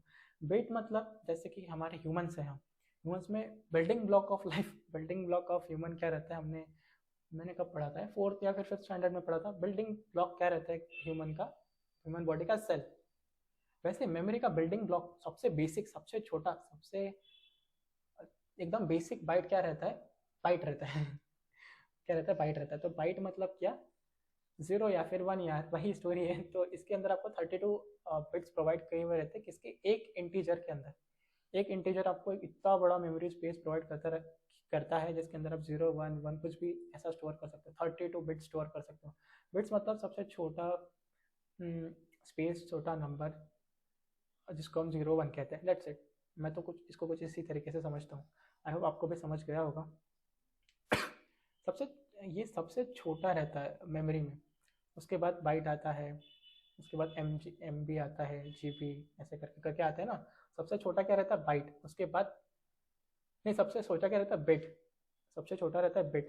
मैंने जो 0 1 बताया ना अभी, जो आपको बताया था ये इतना बड़ा, वो रहता है बिट। उसके बाद आता है बाइट। मतलब यहाँ पर अगर एक बाइट है, एक बाइट मतलब 8 बिट्स, ठीक है ना। तो मैंने आपको जो 32 बिट्स बताए थे, that is for 1 byte, that is for 1 byte. Getting the point. मतलब अगर मेरा 1 बाइट है तो 1 बाइट की इतनी बड़ी स्पेस होती है, 1 2 3 4 5 6 7 8, इतनी बड़ी स्पेस है, 1 से लेके 8 तक इतनी साइज है। वैसे ही अगर एक मैंने इंटीजर डिक्लेयर किया, लेट सपोज मैंने इंट नंबर डिक्लेयर किया, इसके अंदर मैंने 5 स्टोर कर दिया, तो ये 5 इंटरनली जाकर स्टोर होगा 0 1 1 के फॉर्म में, बट उसको स्पेस कितनी अलोकेट होगी, ये इतनी बड़ी स्पेस। ये हो गए 8, ये हो गए 8, ये इधर हो गए 8, और इधर हो गए 8। हाँ, ना जी ना जी, 40 नहीं। यहाँ पर एक बार ही आपने एक इंटीजर डिक्लेयर किया, तो इसको, ये जो आपका वेरिएबल है ना, इसको 32 ही बिट होगा डिक्लेयर। 8 1 8 16, 8 का 24, 8 4 32। एक बार ही एक इंटीजर डिक्लेयर किया तो उसको 5 मैंने भैया उसके अंदर नंबर स्टोर किया है, उसके अंदर मैंने वैल्यू को होल्ड किया है। मैंने जैसे आपके स्ट्रिंग के अंदर, जैसे मैं अभी आपका नाम होल्ड कर रहा था ना, श्रेयस, तो उसी तरह मैंने इस नंबर के अंदर इसको डिक्लेयर किया, int number is equals to 5। ये 5 क्या है, मेरी एक वैल्यू है, this is my value. And internally मेरे जो मेमोरी में स्टोर की जाएगी वो वैल्यू, वो बिट्स के फॉर्म में स्टोर की जाएगी, क्योंकि मेरी सिस्टम को 5 नहीं समझता, मेरे सिस्टम को समझता है जीरोज और ones, right. You are getting confuse, right. तो इस तरीके से वैल्यू को स्टोर किया जाता है इंटरनली। ब्रॉडर वे में अगर मैं बताऊँ, फिर से आपको स्टोरी बताऊँ, फिर से इरेज करता हूँ, कि आपका जो इंटीजर रहता है, सबसे पहला वाला डेटा टाइप प्राइमरी में इंटीजर, उसकी टोटल स्पेस रहती है 4 बाइट्स, मतलब 32 बिट्स। आप 32 बिट्स का नंबर इसमें स्टोर कर सकते हो, ये पहली चीज़ है, ठीक है, क्लियर है। दूसरा आता है आपका फ्लोट। यहाँ पर तो सिर्फ आप इंटीजर ही स्टोर कर सकते हो, बट लेट सपोज आपने एक 5/2, इसका आपका रिजल्ट किसी वेरिएबल में स्टोर करना है, ठीक है ना। इसका आपको एक रिजल्ट स्टोर करना है, तो आप उस टाइम पर यूज़ करोगे float, float data type use करोगे। फ्लोट डेटा, इसका आंसर क्या आएगा, 2.5 आएगा। तो जब भी आपका आंसर पॉइंट वगैरह में आता है, डेसिमल में आता है, ठीक है ना, प्रिसिजन वगैरह रहते हैं, तो उस टाइम पर आप फ्लोट यूज़ करोगे। इसका साइज भी सेम रहता है, 4 बाइट्स, मतलब 32 बिट्स, सही है। उसके बाद जो आता है वो आता है हमारा इंटीजर, फ्लोट। उसके बाद आता है कैर। सबसे जो पहले है ना, ये सब स्मॉल स्मॉल है बरा। मैं यूजुअली कंफ्यूज होता था कि ये क्या, ये बड़ा है या छोटा है, तो ये सब स्मॉल ही है, सब स्मॉल, इसको हम देखेंगे प्रोग्राम में करके। तीसरा आता है आपका क्या, ठीक है। तो ये कितना मेमोरी लेता है, 1 बाइट का। 1 बाइट मतलब कितना हो गया, 1 बाइट मतलब कितना हो गया, कितने बिट्स हो गए, 8 बिट्स हो गए। Be confident, be confident, be confident. अगर रॉन्ग भी आंसर आता है तो उसको आने दो बाहर, ठीक है ना। अगर वो अंदर ही रह गया रॉन्ग आंसर तो हमेशा रॉन्ग आंसर करोगे, ठीक है ना। जो भी आता है सही हो गलत हो उसको बाहर आने दो। तो इसको 8 बिट्स हो गए, क्योंकि अभी मैंने भी लिखा था 4 बिट्स, कन्फ्यूजन होता है यार, बट कन्फ्यूजन को सही करो। तो क्यार में हमने 1 बाइट हो गया, उसकी साइज मतलब 8 बिट्स हो गया। क्यार बेसिकली क्या रहता है, आपको अगर एक सिंगल कैरेक्टर होल्ड करना हो, may it be special character, वो चाहे तो आपका एक डॉलर का साइन क्यों ना हो, तो उसको अगर स्टोर करना है, ये सिंगल कैरेक्टर है बेसिकली। एट एक भले ही नंबर है, बट अगर आप इसको एक सिंगल इन्वर्टेड कॉमास के अंदर स्टोर करोगे तो it will become a character. मेरे नाम का स्टार्टिंग का वाई, अगर मैं उसको कैर के अंदर स्टोर करता हूँ, एक सिंगल लेटर है, ठीक है ना, तो उसको मैं सिंगल इन्वर्टेड कॉमास में कैरेक्टर के अंदर स्टोर कर सकता हूँ। इसकी साइज रहती है 1 बाइट। ये भी क्लियर है। उसके बाद जो आता है उसके बाद क्या आता है, स्ट्रिंग आता है। तो स्ट्रिंग क्या, अगर मेरे को पूरा नाम स्टोर करना है तो ये मेरा वाई यत्नेश नाम हो गया ना, तो ये पूरा का पूरा स्ट्रिंग हो गया। इस ये एक बड़े भी नेम स्ट्रिंग रखते हैं, आई एम AIML स्टूडेंट, तो ये पूरी की पूरी बड़ी स्ट्रिंग अगर ये स्टोर करनी है तो आप स्टोर करते हो स्ट्रिंग के अंदर। स्ट्रिंग एक बिल्ट इन डेटा टाइप नहीं है, पहली बात तो मतलब ये आपको, ये बिल्ट इन डेटा टाइप नहीं, इसको आपको एक्सटर्नली ऐड करना हुआ रहता है। इसकी एक सेपरेट फाइल भी रहते हैं, हैश इंक्लूड स्ट्रिंग, ऐसे एक इसकी फाइल रहती है, हेडर फाइल। पर ये इतना ज़्यादा कॉमन हो गया कि आजकल हम इसको इतना ज़्यादा यूज़ करते हैं कि सी प्लस प्लस बोलता है कि मत यूज़ करो, हम देख लेंगे बाकी सारी चीज़ें। इसको बिना हेडर फाइल को बिना हेडर फाइल को ही इंक्लूड करें, आप डायरेक्टली लिखो स्ट्रिंग, और जो भी आपको वेरिएबल का नाम लिखना है हम बाकी का संभाल लेंगे। सेकेंड चीज़ आती है इसकी स्पेस क्या रहती है, ठीक है ना। तो इसकी स्पेस क्या रहती है, डायनामिक रहती है। मतलब जैसे जैसे आप इसके अंदर वैल्यू स्टोर करते हो वैसे वैसे उसकी साइज स्ट्रिंग या फिर श्रिंक होती जाती है, बढ़ना या फिर कम होना। अगर मैंने इसके अंदर एक स्ट्रिंग स्टोर कर दी तो उसके हिसाब से उसको मेमोरी अलोकेट हो जाएगी। अगर इसने उसको आपको फिर से रिडिफाइन कर लिया, उसकी वैल्यू चेंज कर दी, तो फिर से उसकी मेमोरी चेंज हो जाएगी। हालांकि इस वाले केस में उसकी इंटीजर में, फ्लोट में, कैरेक्टर में फिक्स साइज रहती है, बट स्ट्रिंग में क्या होता है, आपके हिसाब से आप उसमें कितना भी बड़ा स्टोर कर सकते हो, उसकी डायनामिक मेमोरी रहती है। जितना आप स्टोर करोगे उतना वो एक्सपांड होते जाएगा। सो that is the case of string, so it is important. Specifically with the perspective of interview में पूछा जाता है।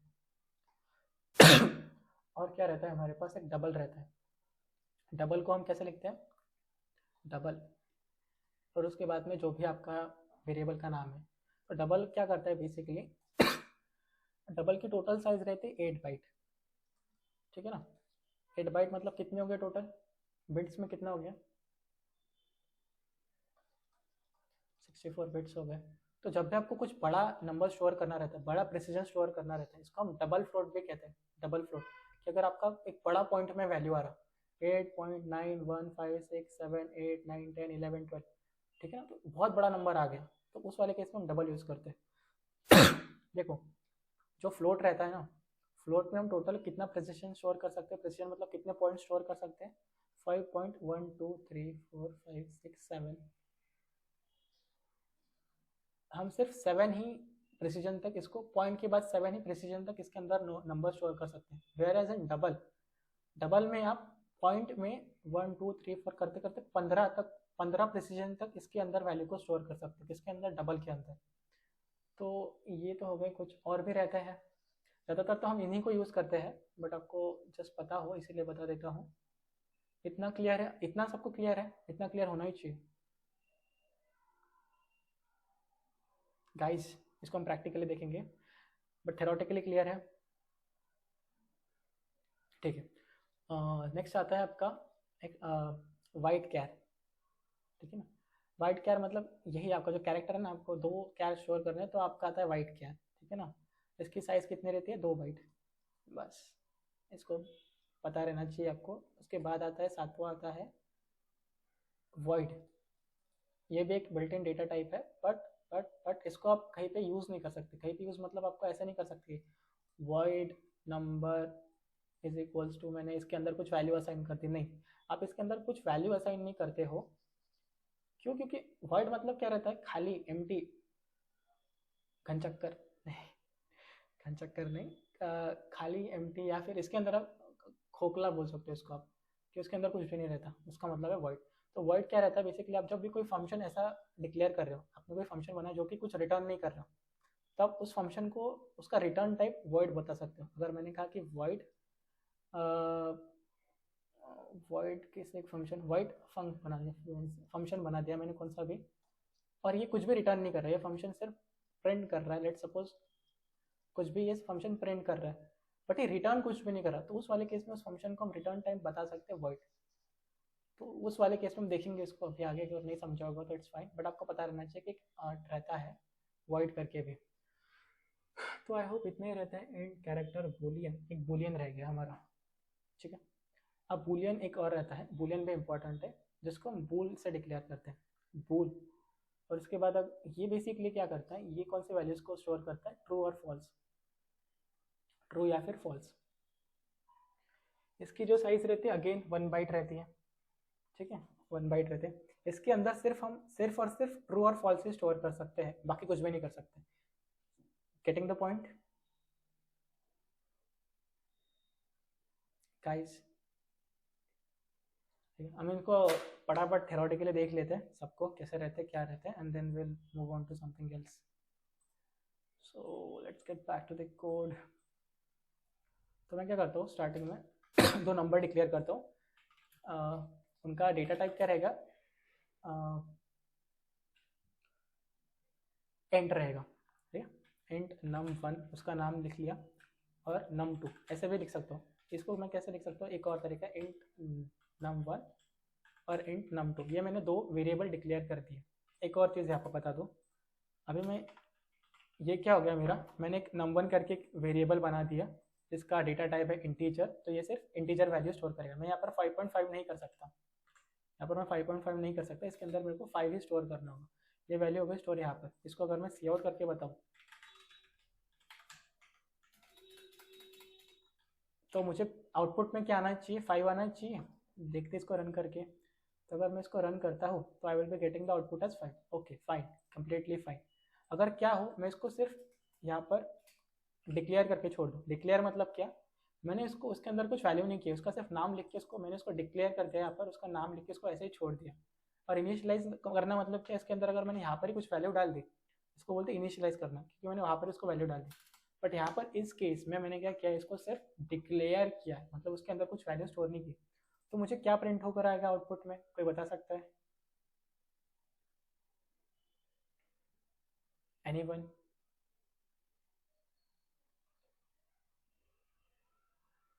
Zero, okay. Any other cases?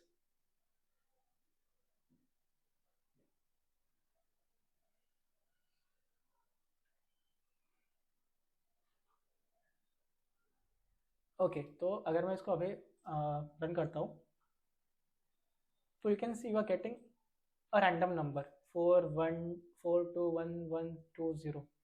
तो ये बेसिकली नंबर क्या रहता है? ये गार्बेज नंबर रहता है। जब भी आप किसी वेरिएबल को डिक्लेयर करके वैसे ही छोड़ देते हो ना, तो आपका सी प्लस प्लस कंपाइलर क्या करता है, उसके अंदर एक गार्बेज वैल्यू डाल देता है, ठीक है ना। तो इसके अंदर एक गार्बेज वैल्यू स्टोर होगी वही आपको प्रिंट होकर आई है, ठीक है ना। So getting the point. तो whatever you were saying here, it's a garbage value, ठीक है ना। It's a garbage value, it's nothing more than that, right. तो ये चीज़ आपको क्लियर होनी चाहिए। लेट सपोज यहाँ पर मैंने 5 डाल दिया, तो क्या मैं नम, अगर मैंने कुछ ऐसे किया, अगर मेरे को मेरा मूड चेंज हो गया, मैंने पहले num1 में 5 डाला था, अभी मेरा मूड चेंज हो गया, मेरे को num1 में 10 डालना है, उसी सेम वेरिएबल के अंदर 10 वैल्यू असाइन करनी। तो क्या ये पॉसिबल है? मतलब reassignment of the same variable possible है? Is it possible? यस और नो? नो? ओके, तो इट इज़ पॉसिबल। हम एक वेरिएबल के अंदर मैंने अगर 5 वैल्यू डाली और उसके बाद मेरा मूड चेंज हो गया, मैंने उसके अंदर 10 वैल्यू डाली, तो भी ये पॉसिबल है। ये 5 वैल्यू हट जाएगी, उसके जगह पे 10 वैल्यू स्टोर हो जाएगी, ठीक है। इफ़ यू डोंट बिलीव, यहाँ पर इसके पहले मैं क्या करता हूँ, सी आउट करता हूँ पहली वैल्यू, ठीक है पहली वैल्यू, और उसके बाद प्रिंट करता हूँ इस वेरिएबल को। कौन से वेरिएबल को? इस वाले, इस num1 के वेरिएबल को यहाँ पर प्रिंट करता हूँ, ठीक है। अब यहाँ पर मैंने क्या किया स्पेसिफिकली, एक सी आउट लिखा, उसके बाद पहले तो मैंने एक इंट नंबर में 5 डाल दिया, ठीक है, इस डब्बे में 5 डाल दिया। उसके बाद मैंने प्रिंट किया, ये एक स्टेटमेंट प्रिंट किया। उसके बाद सिमिलरली मैंने एक और उसके ही करस्पॉन्डिंग, मतलब उसके ही लग कर एक और स्टेटमेंट प्रिंट किया, ठीक है ना, एक और उसको ही लगकर एक और स्टेटमेंट प्रिंट किया num1, मतलब ये वैल्यू को प्रिंट किया, पहली वैल्यू। तो इसमें जो भी वैल्यू होगी वो प्रिंट होकर आ जाएगी। उसके बाद मैं क्या कर रहा हूँ, आपको एक और चीज़ बता देता हूँ कि लेट्स सपोज इसको अभी का कमेंट आउट कर देता हूँ। एक चीज़ हमारे डिस्कस करने की रह गई थी। लेट्स सपोज मैं क्या कर रहा हूँ, एक स्ट्रिंग डिक्लेयर कर रहा हूँ। स्ट्रिंग के अंदर हम क्या करते हैं, स्पेसिफिकली स्ट्रिंग डिक्लेयर करते हैं। हम क्या कर देते हैं, उसमें एक स्ट्रिंग बनाते थे ना, तो मैंने एक स्ट्रिंग बना दी। स्ट्रिंग के अंदर में कोई भी लेट्स सपोज किसी का नाम स्टोर कर रहा हूँ, नेम स्टोर कर रहा हूँ, यहाँ पर नेम स्टोर कर रहा हूँ मैं, लेट्स सपोज अनीशा का, ठीक है। तो इसके अंदर मैंने नाम लिख लिया अनीशा, ठीक है, इसके अंदर नाम लिख लिया। अगर मैं इसको अभी प्रिंट करता हूँ, but if I just run the code, so what I will be getting the output as nothing, क्योंकि मैंने इसको सिर्फ डिक्लेयर किया, इसको मैंने प्रिंट नहीं किया। तो अगर मेरे को प्रिंट करना हो तो मैं क्या यूज़ करूँगा, सी आउट करूँगा, और सी आउट में मेरे को क्या करना होगा, नेम को प्रिंट करना होगा। तो मैंने क्या कर दिया, नेम को प्रिंट कर दिया जी, ठीक है। और इसको क्या कर दिया, एक बार आपको फिर से प्रिंट करके देखा तो रन द कोड, और आपका आउटपुट में क्या आ गया, अनीशा आ गया, ठीक है। तो आपको आपका नाम प्रिंट होकर आ गया। अभी मैं क्या करता हूँ, एक और चीज़ करता हूँ। Let's suppose what I do, मैं इसको क्या करता हूँ, फर्स्ट नेम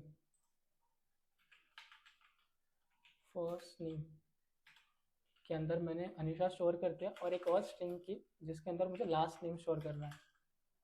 तो what is your last name, can you tell please, Malori, ठीक है। तो दिस इज योर सरनेम, तो इसको स्टोर कर दिया। अभी मैं दोनों चीज़ों को प्रिंट कर रहा हूँ, सी आउट, सबसे पहले मैंने फर्स्ट नेम किया प्रिंट, और उसके बाद सी आउट मैंने लास्ट नेम किया, ठीक है। तो अभी मेरे को आउटपुट में क्या आएगा, जस्ट यू ऑब्जर्व, ठीक है। मैंने क्या किया, फर्स्ट नेम को भी प्रिंट किया, लास्ट नेम को भी प्रिंट किया, मैंने कंसोल डॉट लॉग किया, and I will be getting the both string attach together, Anisha Malori, ठीक है। अभी मेरे को क्या की, दोनों स्ट्रिंग अटैच होकर है। मुझे क्या चाहिए, सबसे पहले लाइन पर क्या चाहिए मेरे को, अनीशा पूरा उसका फर्स्ट नेम चाहिए, और दूसरे नेम पर उसका सरनेम चाहिए। That was what I was expecting, but मेरे को दोनों ही अटैच होकर आ गया, ठीक है ना। तो मुझे अगर नेक्स्ट लाइन प्रिंट करनी हो तो उस वाले केस में I can use the keyword endl. Endl क्या करता है, नेक्स्ट लाइन में जाने के लिए मदद करता है। जैसे आपका एंटर रहता है ना, तो मैंने अगर यहाँ पर एंडल लिख लिया, यहाँ पर लिखो, या फिर आप क्या कर सकते हैं, इसको एक नेक्स्ट लाइन में भी लिख सकते हैं, सी आउट।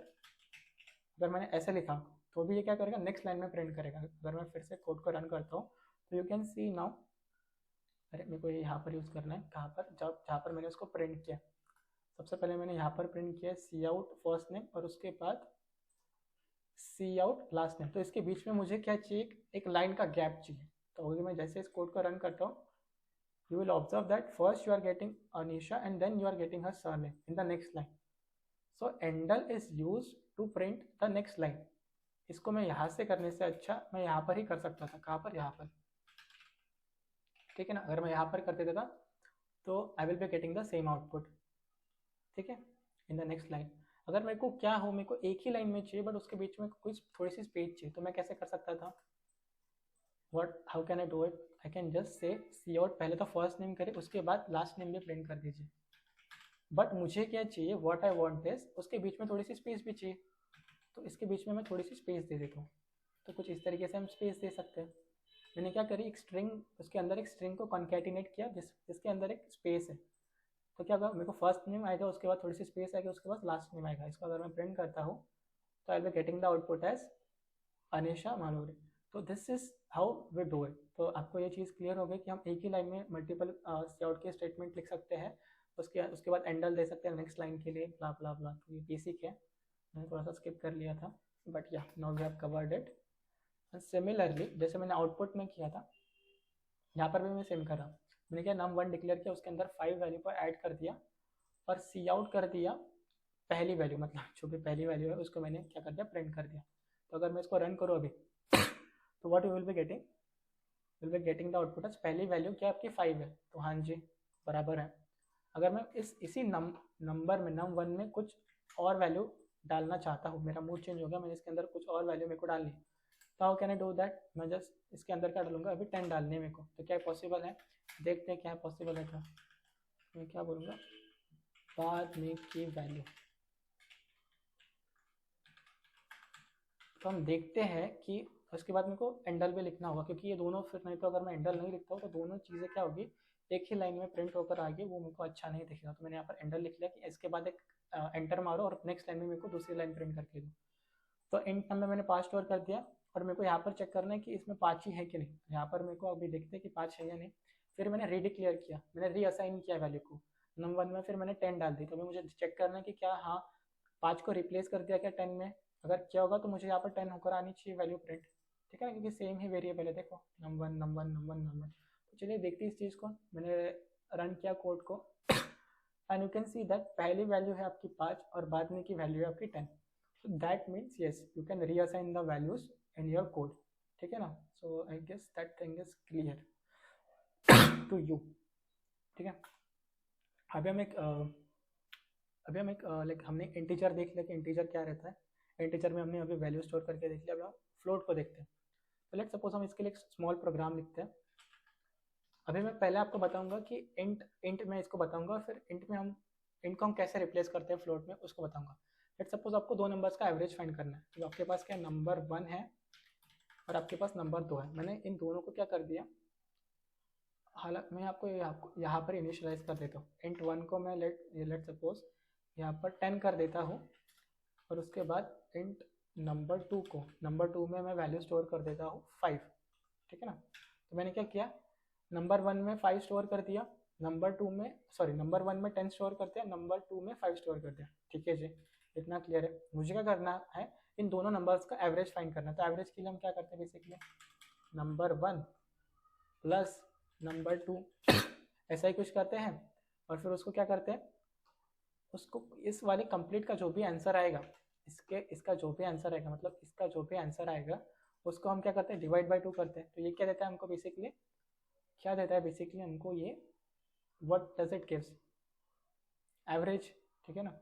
अगर मैं यहाँ पर लेट सपोज 7 करता हूँ और यहाँ पर 2 करता हूँ, तो मेरे को पता है 10 को जब मैं डिवाइड, 10 और 5 कितने हो गए, 15 हो गए। 15 डिवाइडेड बाई 2 7.5 हो गए, ठीक है। यहाँ पर मैंने क्या किया, 7 और 3 किया, 7 और 3 कितने हो गए, 9। 9 को अगर मैं 2 से डिवाइड करूंगा तो what is the answer, 4.5, right. तो अभी मैं इसको क्या करता हूँ ये जो भी आंसर देगा इसको मैं सी आउट करता हूँ, ठीक है ना। सी आउट मतलब प्रिंट करता हूँ इसको, बेसिकली जो भी आंसर आएगा उसको मेरे को प्रिंट करके दो आप। लेट सपोज अभी मैं इसको अगर प्रिंट करता हूँ तो what will I be getting. तो मेरे को 4 मिल रहा है, बट क्या इसका आंसर 4 है। 7 + 2 कितने हो गए, 9 हो गए। 9 डिवाइडेड बाई 2 कितना हो गया, 4.5 है, बट मुझे आंसर क्या आ रहा है, 4 आ रहा है। तो इसका क्या ऐसा क्यों हो रहा है, क्योंकि आपने जो यहाँ पर बिकॉज आपने यहाँ पर इंटीजर से उसको स्पेसिफाई किया। इसका क्या मतलब होता है, जब भी आप किसी इंटीजर को इंटीजर से डिवाइड करते हो, क्या मैंने बोला, आप जब भी किसी इंटीजर को इंटीजर से डिवाइड करते हो तो उसका आंसर भी आपको इंटीजर मिलता है, ठीक है ना। तो अगर मैं इसको फ्लोट करता था अभी, let suppose I make it as float, और इसको भी मैं फ्लोट करता हूँ, तो now I will be getting the output as 4.5, right. तो इसी के लिए इसको मैं लगे तो किसी variable, instead of just printing it out, I can store it in some another variable. Let suppose मैं एक फ्लोट वेरिएबल बनाता हूँ, फ्लोट एवरेज। मैंने एवरेज नाम का एक वेरिएबल बना दिया, जिसके अंदर मैंने इसका पूरा का पूरा जो भी एवरेज आएगा वो स्टोर कर दिया, और उसको मैं प्रिंट भी कर सकता हूँ इस तरीके से, सी आउट एवरेज, ठीक है। अगर मैं प्रिंट करता हूँ तो I will be getting the average age 4.5, ठीक है। अगर क्या हो, मैं इस एवरेज को इंटीजर डिक्लेयर करता हूँ तो again what it will be saying, it will B वो 0.5 हटा देगा और मेरे को सिर्फ 4 देगा, ठीक है। तो यही डिफरेंस है इंट और फ्लोट में का। इंटीजर में आप सिर्फ इंटीजर वैल्यू स्टोर करते हो, फ्लोट में आप सिर्फ फ्लोट वैल्यू स्टोर करते हो। आई होप इट इज़ क्लियर, ठीक है ना। अगर मैं यहाँ पर क्या करता हूँ, एक ट्विस्ट देता हूँ आपको। इसमें ट्विस्ट बहुत ज़्यादा है, पता है क्या, बहुत कंफ्यूजिंग रहता है स्टार्टिंग में।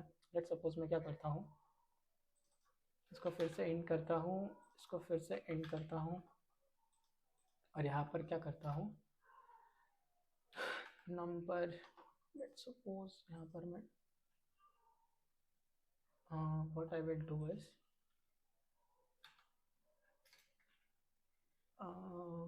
सी out 5.5, let's suppose 2.5 into number 2। इसको मैं थोड़ा सा आसान कर देता हूँ, इसको नंबर 1 को 1 कर देता हूँ, इसको 2 कर देता हूँ। तो मेरा नंबर 1 में 2 है, नंबर 2 में 1 है, ठीक है ना। तो अभी क्या किया मैंने सिर्फ क्या किया, सी आउट क्या किया 2.5 इंटू नंबर 2। तो 2.5 इंटू नंबर 2 मतलब नंबर 2 क्या है 1 है, तो 2.5 इंटू 1 कितना आना चाहिए 2.5 आना चाहिए। तो मुझे आउटपुट में क्या आना चाहिए,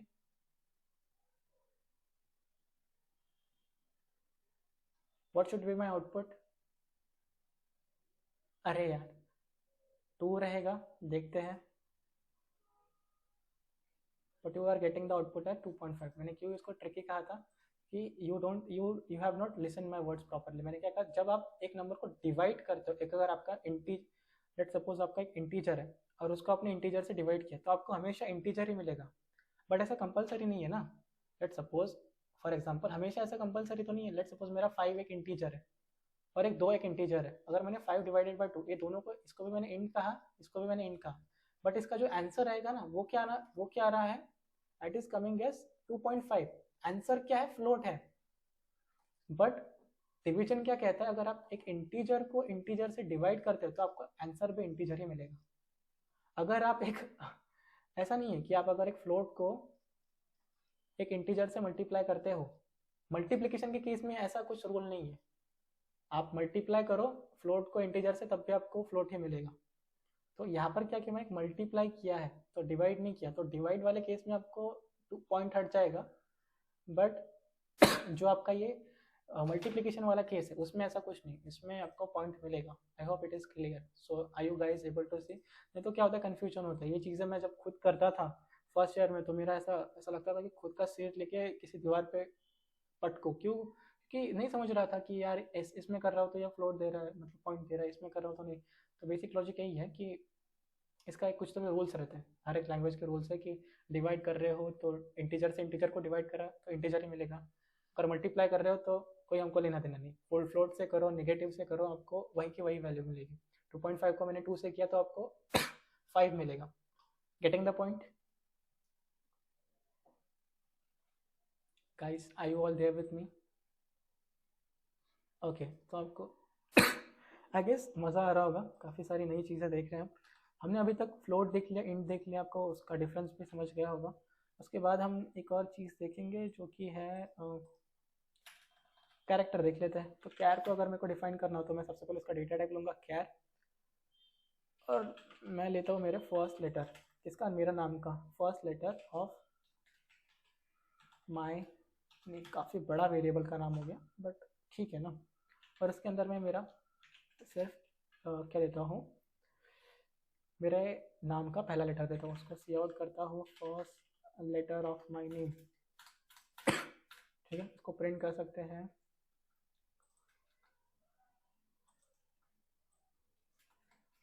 ठीक है। इसको अगर प्रिंट करूँगा मैं तो मुझे कुछ भी प्रिंट होकर नहीं आया है, सोचिए, क्योंकि मैंने इसको प्रिंट ही नहीं किया ना। तो क्या करना होगा, cout first letter of my name, अभी मुझे आएगा। मैं जैसे ही करता हूँ मुझे वाई आना चाहिए, तो मेरे को वाई आ गया, तो it is running fine. This is how you declare a character. उसके बाद फ्लोट हो गया, कैरेक्टर हो गया, डबल। तो डबल के लिए आपको ऐसे डबल लिखना होगा, और अगर लिखो मेरे को लेट सपोज क्या लिखना है, मेरे को पाई की वैल्यू लिखनी है। तो पाई की वैल्यू क्या होती है, 3.1414, ये आपकी इतनी बड़ी वैल्यू है। तो ये क्या 15 हो गई क्या, 15 से ज़्यादा हो गया लगता है, कम कर देता हूँ। तो इसको अगर मैं सी आउट करता हूँ, किसको, पाई को, एरर देगा मुझे क्योंकि मैंने गलत लिखा है।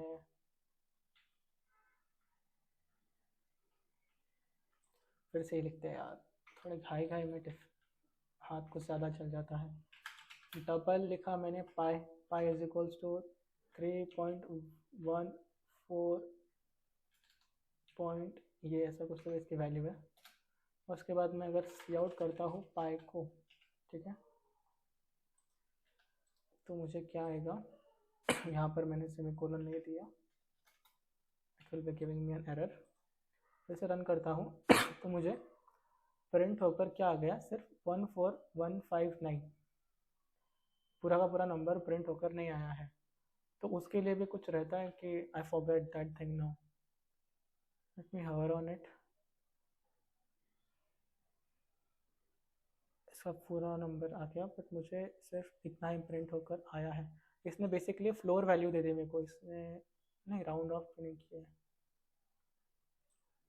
हाँ फ्लोर वैल्यू दे दी मेरे को, इसके बाद इसने राउंड ऑफ कर दिया और इतनी ही वैल्यू मेरे को दी। If I wanted to get the whole number, तो मुझे ये बेसिकली अभी याद नहीं आ रहा कि मैं कंप्लीट नंबर को कैसे प्रिंट कर सकता हूँ, but surely it's your task for today कि आप फाइंड करो कि आप पूरा नंबर को कैसे प्रिंट कर सकते हो। होपफुली अगर आपको आज फाइंड हो जाता है कि आपको अगर पूरा नंबर को कैसे प्रिंट कर सकते हो, इवन द लेट्स सपोज ये कितने नंबर है, 1 2 3 4 5 6 7 8 9 10 11 12 13 14 15, बराबर ही है, 15 ही है। Still it is given, so it's basically a rounding off। पूरा नंबर प्रिंट करने के लिए there will be something else, I will have to find it out, you also find it out by yourself and I will also find it out। This is how we declare a double। तो हम basically कैर को पता है, हमको end को पता है, float को पता है, डबल को पता है। उसके बाद क्या आता है, बूलियन आता है। तो बूलियन के अंदर हम कैसे करते हैं, लेट सपोज बूल से हम उसको डिक्लेयर करते हैं, और लेट सपोज अभी मैं कहता हूँ बूल आपको कुछ भी वैल्यू स्टोर करने, एक वैल्यू वेरिएबल के अंदर मैंने उसके अंदर स्टोर कर दिया ट्रू। बेसिकली दो ही वैल्यू स्टोर कर सकते हैं हम, बूल डेटा टाइप का जो भी वेरिएबल रहता है उसके अंदर हम दो ही वैल्यू स्टोर कर सकते हैं, एक तो फ्लोट, सॉरी एक तो ट्रू एक तो फॉल्स, ठीक है। अगर मैं इसको सी आउट करता हूँ तो what will I be getting, can anybody tell. अगर मैं वैल्यू को अभी प्रिंट करता हूँ तो मुझे आउटपुट में क्या आएगा, ट्रू आएगा। लेट्स सी, मुझे आउटपुट में 1 आया है। तो यहाँ पर ऐसा क्यों आया है, क्योंकि उसने ट्रू को कन्वर्ट कर दिया है। ट्रू का मतलब क्या होता है, एट द एंड 1 ही होता है, फॉल्स का मतलब क्या होता है, 0 होता है। तो बाइनरी में उसने उसको कन्वर्ट कर दिया, तो यहाँ पर ट्रू आप खुद स्टोर कर रहे हो, but it will be giving you the answer into binary, so that's the thing. अगर मैं यहाँ पर फॉल्स करता हूँ तो it will be storing it as 0। उसको अगर मैं प्रिंट करके चाहूँ तो आई विल बी गेटिंग 0। तो I hope it is clear कि आपको बूल, तो हमने बेसिकली मेजर देख लिया, इंट, डबल, फ्लोट, बूल देख लिया, स्ट्रिंग तो ऑलरेडी देख ली, कैरेक्टर देख लिया। बाकी के डबल कैर और एक दो आप जो भी रहे होगे वो उसको होमवर्क ले लो। और कितना टाइम हो गया, एंड वी आर करेक्टली, हमने सारा कुछ आज का जो आज मैंने डिसाइड किया था वो कवर कर लिया। And you can check the time, I am on my time. ठीक है, then that's all for today's session. Anything you wanted to ask, anything guys? Tomorrow session में हम ऑपरेटर्स वगैरह देखेंगे और कई सारी चीज़ें देखेंगे। मैं आपको एक आज के लेक्चर से थोड़े बेसिक क्वेश्चंस भी दे दूंगा कि, और क्या, मेरे को सिर्फ रिकॉर्डिंग एक बार पॉज करने